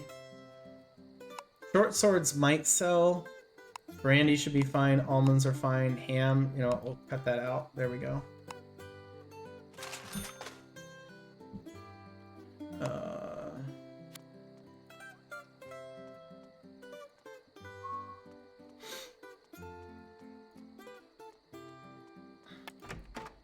Merchant Guild. Actually, I want to see something. There's only a few trading skills I'm going to get, and I want to see if I have to be on class to get them or not. Accounts, you do. There's no place in the game to learn the account skill. Every all three of the classes have a skill like that. Sail handling is the adventure one. Battle has not steering, it's actually gunnery. And trade has accounts. These skills you can only get with class change cards, and they're all vital. Gunnery, you can make an exception that you might not need that one, but accounts, not having accounts will significantly hamper how much money you make over the course of the game. Without sail handling, sailing just sucks. But I mean, if you're an alt and all you ever do is get drug around, maybe you could deal with it. So the crafting, we're going to get one crafting skill in the game, and it's going to be handicrafts, which says we need art trading, which we're not going to get. So we'll have to get that from a job change card. But otherwise, we'll probably get alcohol trading and luxuries trading, which we can learn in Venice or London. And then luxuries in just Venice. We'll probably learn them from job change cards. Which we got one from a quest. There's more quests. We'll actually get one right off the bat. Sundries trading is funny because there are almost no sundries in the game. Literally, like, buying books is it. Now, it has some play when you get to Asia, but the only way you would ever grind it up to level it or anything is if you were going into alchemy, I think. If we bother with Lookout, we'll get that later in the game. Again, it's good for pirating, it's good for dodging pirates, although honestly, Pirates, dodging them is a problem anyway because they, and by pirates I mean PC pirates. I've been attacked by a couple before, but I've actually never been sank by a PC pirate. Mainly due to an extreme, I could pick up appraisal. No, we'll wait. All of the school stuff that you do here only involves archaeology, biology, or geography. And there's not a whole lot of appraising stuff you can do right off the bat, so we'll just ignore it for now. Oh, whoops. That's Lisbon. I should have picked up that Seville quest. Maybe I'll drop it. Well, the quest might not be the same, so that might be a mistake. I think I'll just sail directly to Seville. It's like I could have picked up the Seville quest too, since it's taking me there, which I should have known since I've done this recently. Those are 2 ships that are sank. Sometimes this happens with shipbuilding. Because it takes so long, people will just start it and then wander off and do something else. And if their ship sinks, it's no big deal. You just have to like repair it or something and then go back in. You'll kill off your crew pretty badly, but that also doesn't really matter. I feel a little awkward saying that, but it's not that big of a deal. You can just replace them.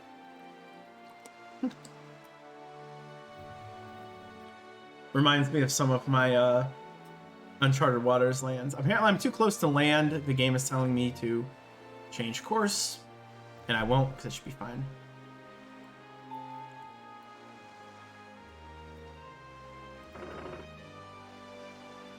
Again, some skills like caution doesn't get better when it levels. Like, it works. We won't get ambushed by the random area ambush fight. Now the ambush fights you fight tend to be worth a lot of experience for what you fight, so they're not bad. They're not bad to mess around with. But there's just a lot of times in the game where you don't feel like fighting random stuff. But however, what it does when it gains levels is it lasts longer, so it eats up less vigor. And then there's other things in the game that require certain levels of skills. It happens. Sail handling, I think, is the same way. Or no, it actually increases your speed when it goes up, which is, you know, very good. Surveying is the same way as caution. It just makes it last longer. Then skills like rescue, which will rescue somebody who falls overboard.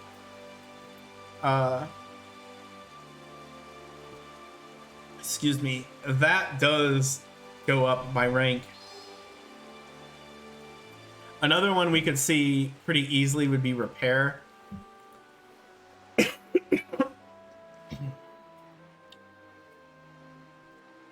And there are some fun ways to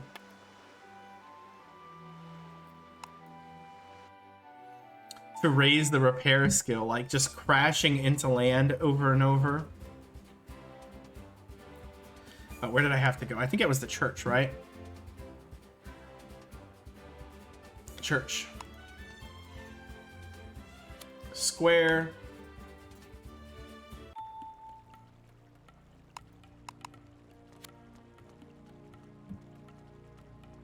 India music just sounds foreboding. Like, if I were in India, it wouldn't feel like that. But being in Seville, it's like... am I in a boss fight?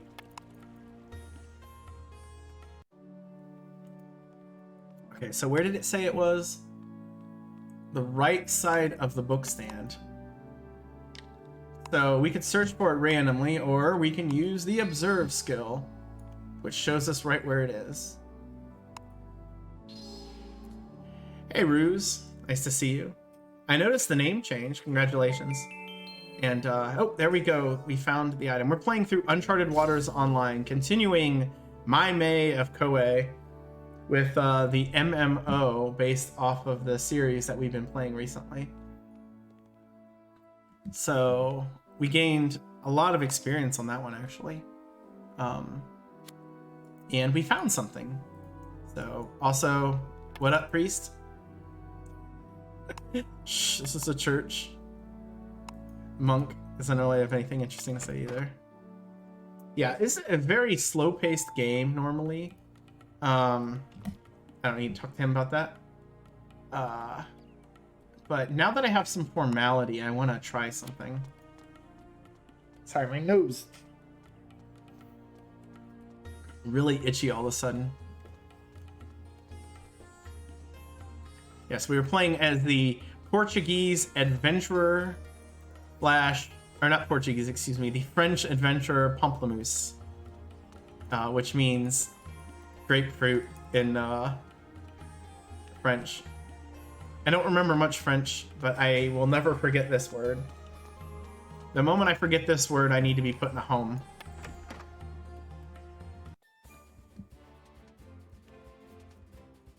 Wow, that's a fun mask. So, we hadn't done this yet.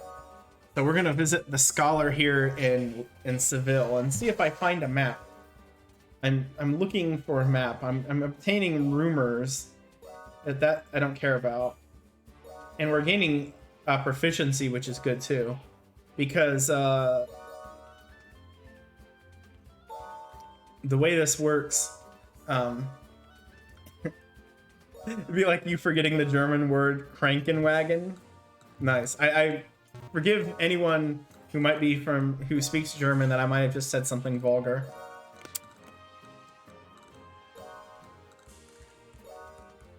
I looked up machine gunner once. Oh, we found a map.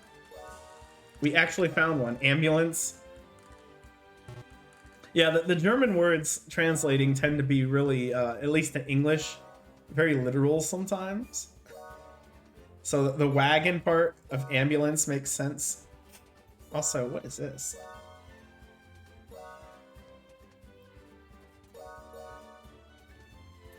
There was a quality control sticker on my shirt that I apparently never noticed that came off and stuck to me. Also, hello, Schmitty. Ooh, private Snapchat access. We've had the request for private Snapchat access. Well, I think I have nothing to do but grant that. So that will be granted to you. I can't do it right now because, and by private Snapchat access, I mean you have the maximum amount of private Snapchat access that there is. But I'll grant that to you in a little bit, and you'll be able to see it on the homepage here. So, but I did find an item. 2 items. Ancient money map, which is in the outskirts of Genoa. That's where we were before, where we died to that one guy. And on the sea north of Lisbon. But this one requires recognition, which I don't have yet. I could buy a telescope and do it too. Oh, cheering me on. Gambari gambari senpai. Gambari gambari senpai. Yep, there we go. Thank you for the redemption. I appreciate knowing that you got my back.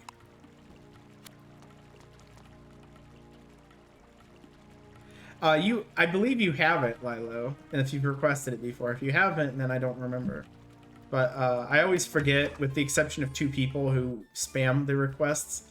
But it's limited to 1 person per day. And hey, it lets me talk to the nobles now. This one's important because we can report things that we find for additional fame and etc. So we can report Florence, which gives us 40 adventure fame, which is nice. And it also gives us another QMP, quest mediation permit, which are useful to have. And it, at least early on, increases your sociability skill, which is very important. So Now we have sociability 2. I'm just gonna spam this, get through it. Oh, that was still sociability 2. Unfortunately, it will not let me report Seville here because I cannot report that I discovered Seville in Seville. No one cares about that. Alright. Well, good luck with the oatmeal. And now our adventure fame's up to 574. We got quite a bit of that. And our sociability skill is up to rank 2, 210. What this means is that now I can visit even more famous people, and it'll probably go through fine.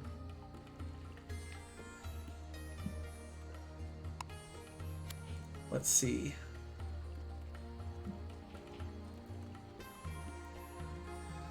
There's Sam Goldblum.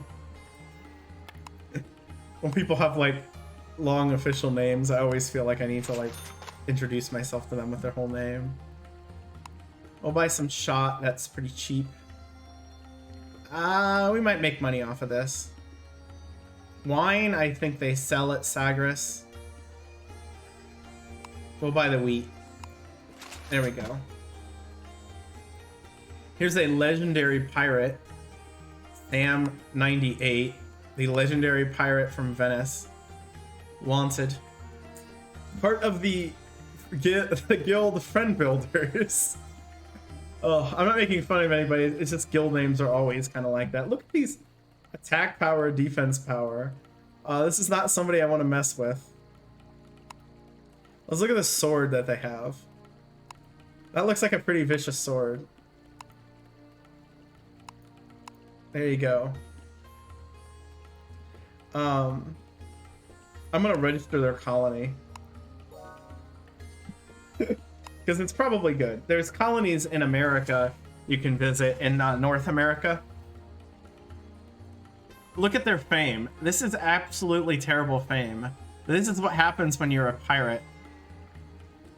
So apparently they're a Venetian who keeps attacking Venetians.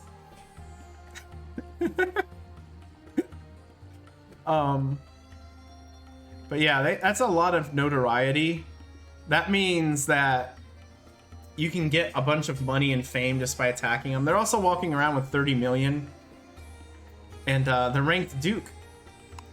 These are the things you can do just by looking at people. Now let's look at this person, which is probably an alt account. Maybe not. 8th Knight. You know, pretty low, but what is that they have on their back?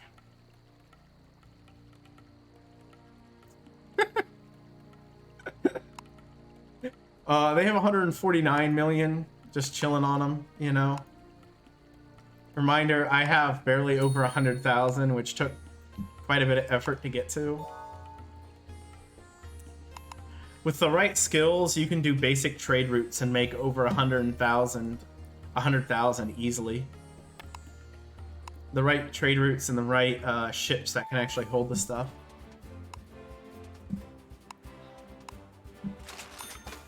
So anyway, we've completed this quest. Oh, and we unlocked another thing. A man named Mercator is looking for an experienced sailor. That is a whole nother thing that we will eventually get to. But right now we're in school. Beyond school, there's actually university, which is less about teaching you how to do stuff like this is, and more about developing really crazy things that you can use later that are just tremendously useful. We also have the Mercator thing is charting the world, which I've done. You gain an insane amount of experience by doing it. Adventure experience just completely through the roof. Depending on where you go, of course. You don't get, or the experience you get actually goes up based on how many you've done, not where you are. So you don't get a whole lot for the first few, but by the time you're rounding out Europe, you get a lot. And then, of course, you have them for every water zone in the game. Let me see if it'll let me look at the map. Nah, it won't.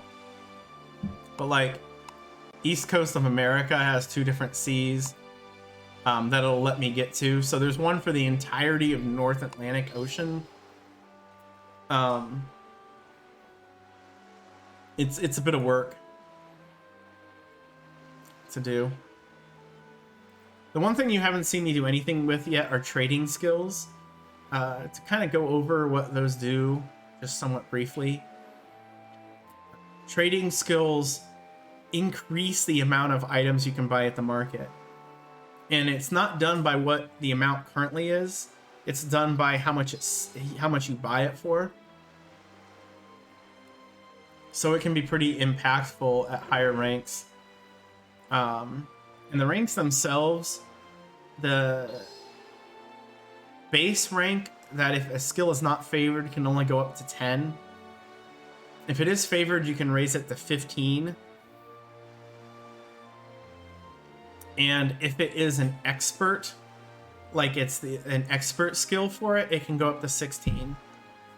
The highest rank, effective rank for anything in the game is 20, which means you can have items that boost things on top of that. I believe I've managed rank 20 in anything once, and it was shipbuilding. Even though I didn't have shipbuilding maxed out at the time, because there was an event that gave people that. Alright, thank you for the support, Synthpop. I'll do it again. Gambari gambari senpai. Gambari gambari senpai. How are you doing today? Oh, there's our quest. 200 adventure experience, 180 adventure fame, a bunch of stuff. We actually gained a really important item, the landmark ribbon. When you're in land zones, using one of these will warp you back to the entrance. Very important for not dying in them. Okay, so this one just wants me to, we're gonna pop one of these just to get a little bit more adventure fame, but we're hoping for a quest that will actually let us stop. Oh, you're doing horrible? I'm sorry.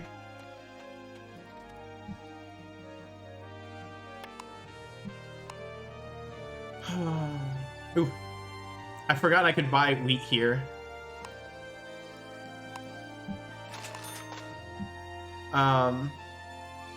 Perhaps I could buy you a pig. Would you care for a pig? Synthpop, I will buy you a pig. I lied, I'm not gonna actually buy you a pig.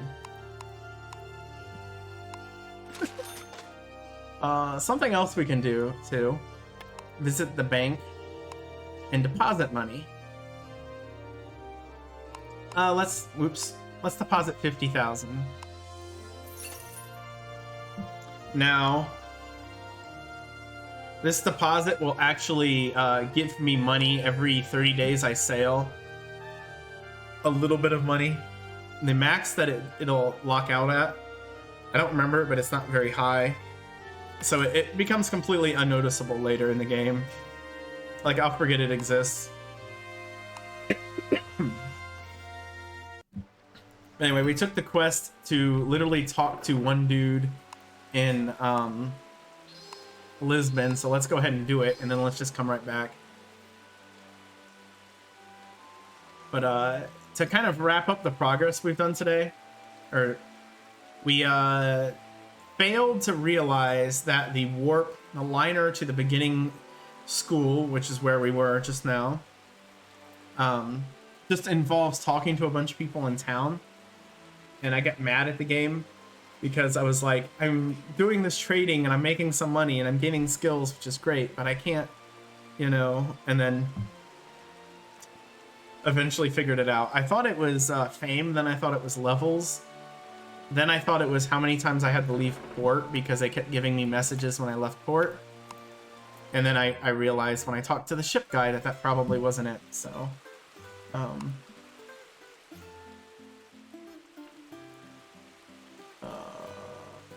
He's over here.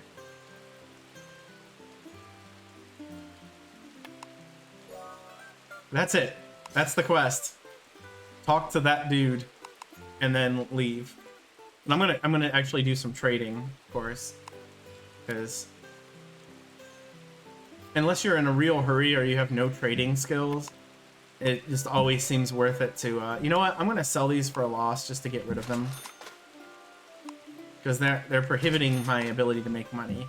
I sold them differently from the rest of the goods, though. This is like a beginner trick, and that's because you gain experience based on the amount of profit you make, and that would lower my profit. So if it's below 0, you're not getting any experience anyway, so it doesn't lower anything. You don't lose experience. It'd be funny if you did. But this way... There we go. Western books. Sundries. I wish that avoid paying button wasn't on there. I'm really tempted to do it. Even though I'm sure it'll, like, get me pirated or something. There's actually a level of notoriety you can get that won't get you ability to be attacked by other PCs freely. And I mean freely, I can't attack anybody in these waters. That's a PC. Especially these dudes. Like, this guy is... They're probably just all shipbuilding.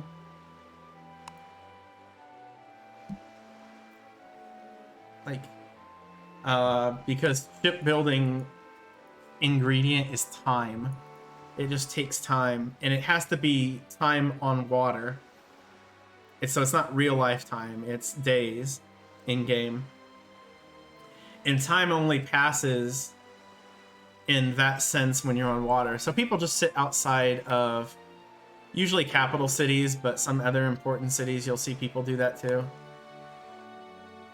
And that's how you grind shipbuilding. It's a very AFK thing. It's also extraordinarily expensive because what do you do with the ship you built? You have to build ships to build it. So what do you do with the ship you built? Do you find somebody who wants to buy it? Like, who's going to... There's not that big of a market. Hey, Palandoy. Well, it exists. I don't think it's terribly popular. Oh man, it's gonna make me... I don't want to do this. I don't want to go to any of those places. So this is not something I would recommend doing using the QMPs. Instead... Let's see if there's something else interesting. I might come back and do those. You have to do like a certain amount of quests, I think, before...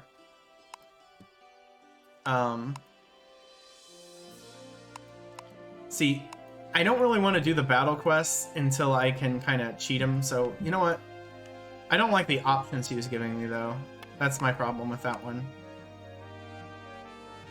So we will accept the deliver cattles to Barcelona and the deliver olives to Barcelona because they both go to Barcelona. Oops. We might as well get our vigor back here.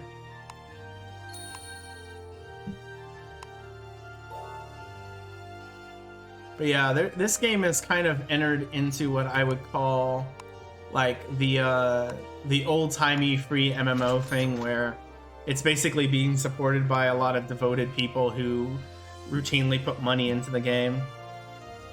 Whereas I am not planning on doing that at all. So we're just I'm trying to think of what... No. We'll buy the pigs.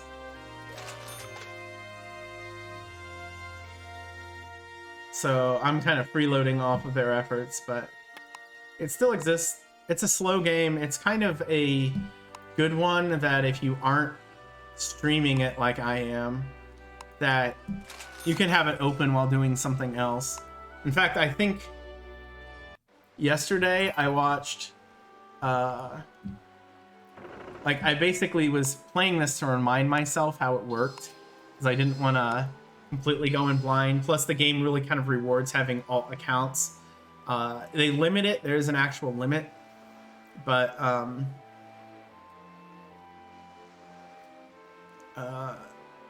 I could be multi-boxing. I really don't want to do that because it's not a good viewing experience at all. I think I did try to stream this once right when I started streaming, and I realized that it didn't work with multi-boxing because every time you click off the stream, the music stops. Or I would have to have something else to play it on, like a tab or a laptop. I don't know if you could play it on a tablet. Probably not, because I don't think it would be touchscreen compatible, and I need to get a keyboard. Plus, my tablet's pretty bad. But if you want to completely occupy yourself in the extremely long grind that can be this game, you can do that. But anyway, my quests both take me to Barcelona, and they both require buying something. So Malaga sells cattle, so we're going to go there. And it doesn't tell us where olives are, but we know we've already seen olives for sale in Palma. There's actually another place we can go that we're going to, which is Valencia. So we'll discover Valencia while we're doing this. And even though this is off class, we don't have a card to switch to trade. Also, our trade fame is 0 because there's 3 ways to raise trade fame. One is through quests. Another is through investing. When you invest in ports, you can gain fame. And the third is through selling specialty goods outside of their base zone. And it goes up the further you do this. So, like we've said before, Malaga has saffron. If we buy that saffron and sell it in, anywhere in Spain, it's not going to do anything. If we take the saffron and sell it in London, it might. I don't know if that's far enough. If we sell it in Africa, we'll get an experience bonus. If we sold it in, let's say Jakarta, Indonesia, it would be a much higher bonus. And the game actually has a multiplying factor thing involved where if you sell over 50 of the item, it triggers a higher bonus for it. And you can do that. You can take advantage of that by getting multiple specialties and getting 50 of each, and then selling them all together. So, at the maximum end, if you had a really big ship, you could do this where you sell 50 of 15 different types of goods, and the experience modifier would blow up. Like, it's tons and tons of experience, and I've done this before. However, I say that it doesn't make you as much money as just selling a really good thing, and the more money you sell, the more experience you get. So it's not necessarily the best thing to do, but something I've done before back when, again, I was a Spanish player, so I'd be doing this out of Seville. I don't have anything to cure that. Or I don't know if he sailed near me on purpose or not. That was kind of weird. So, status effects will go away when we go into town. But this homesickness will increase their fatigue. And when fatigue goes up pretty high, then bad things can happen. But it's also because my people have 28 ability. Ability goes up really slow, but there's a way around that. So here's Malaga again.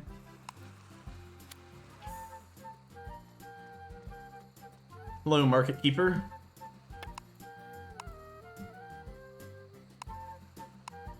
Made a little bit of money. So we need the cows. That was automatic. I don't trust the saffron price to actually sell. I think Valencia sells almonds. So we'll go with liquor.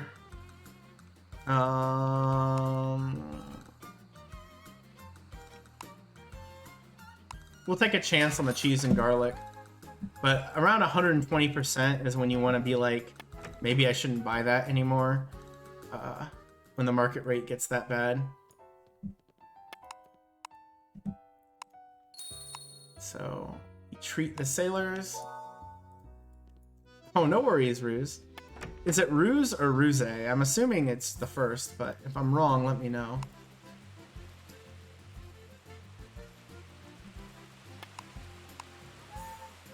We are... That's an appropriate puppy made a mess on the floor emote. I think that fits very well.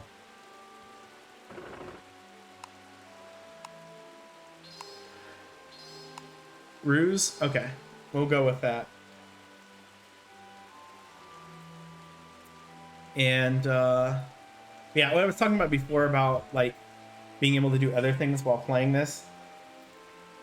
You can just kind of relax and like watch somebody else stream, you know, play a phone game, or is what other people do where they throw out other multi-boxes. Because a lot of stuff like this is mostly safe. I'm not high enough level that I can sail through all of these things with them just completely ignoring me. But once you get the caution skill, it makes it a lot safer. You don't have to worry about the zone-specific random ambushes.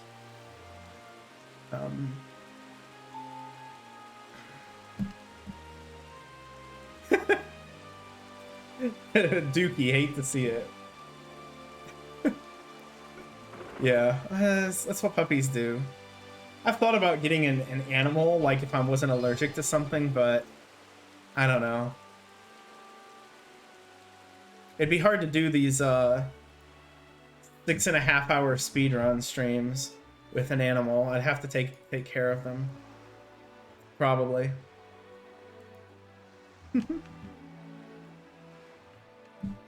Nice. I'm allergic to tons of stuff, so I've never actually thought about getting an animal in my adult life.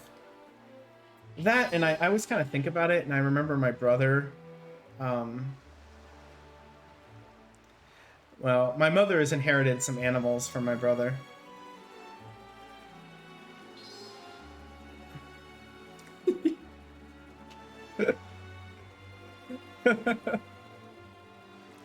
The Hall and Oates emotes too. I love that. That's great.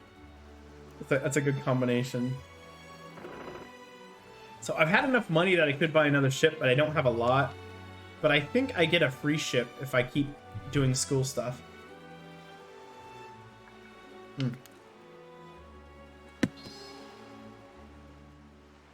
Alright.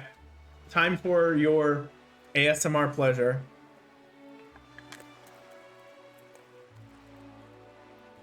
That wasn't actually that loud. I think my my filter ate most of the crunch. I'll have to be more dramatic next time.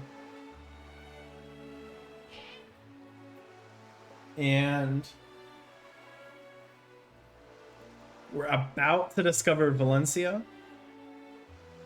We will discover Valencia, then we will go to Barcelona to turn in the trade goods. And hopefully this gets us some trade fame, because we're pretty low. Now, fame in the game works as a total, so it doesn't matter, and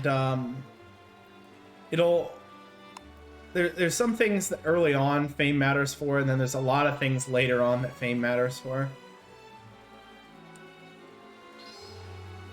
The later things or the early things are port permits.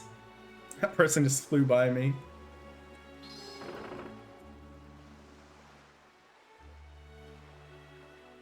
Oh gosh. Oh, so is a service animal for you. That's interesting. Well, I hope that you're able to do it too. I know Not every dog is set up for that, but I imagine you probably got one specifically that could help be a service animal. Yeah, it's very relaxing. We're not gonna make money off of that, but let's go ahead and sell it anyway. And do not sell the cattle. We need them cows.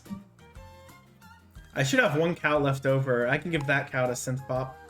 Since he is not feeling well, he can have the cow. Which, you know, ordinarily you say that and somebody might be like, but no, Synthpop likes cows, so that's... I should make that a command, just cows, and then you put an exclamation cows and it just says Synthpop likes cows. Although I get it, the cow spring dance is very exciting.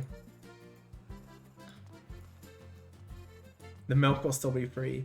If I had the cooking skill and the right book, I could milk the cows and get the milk trade good. That is something you can do. I won't be doing it on this character because I don't plan on leveling cooking.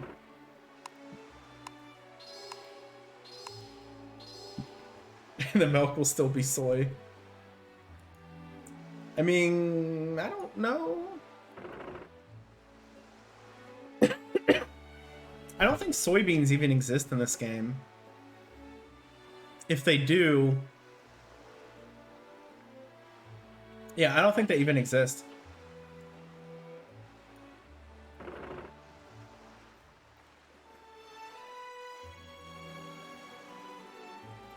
But we'll eventually get into trading goods and such, but we won't go. It won't be a heavy focus.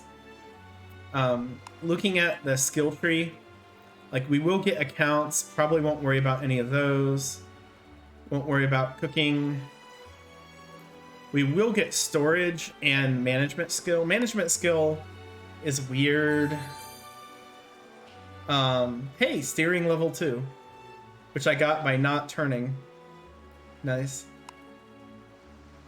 Won't get any of those. But we will get alcohol trading and luxuries afterward. Alright, so once we're done here, we will be rating Twitch TV /MST3K. So, Mystery Science Theater 3000 channel. I knew that... I didn't know that was actually a channel. I knew about Rift Tracks, but I didn't know about that one, so... Good deal. And this one will be ending fairly soon. The goal is to stream about 4 hours a day of this, so I don't get completely carried away, because I can, as possible. Nice. And we might get this, probably not. But we will get the handicrafts. Now you look at the requirements. I don't need to worry about them requirements, because I'm going to get it by getting a class change card.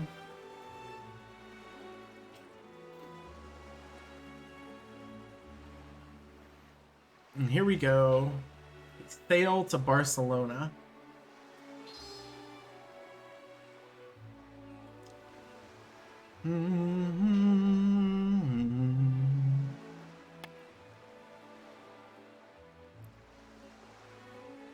Come on, there we go.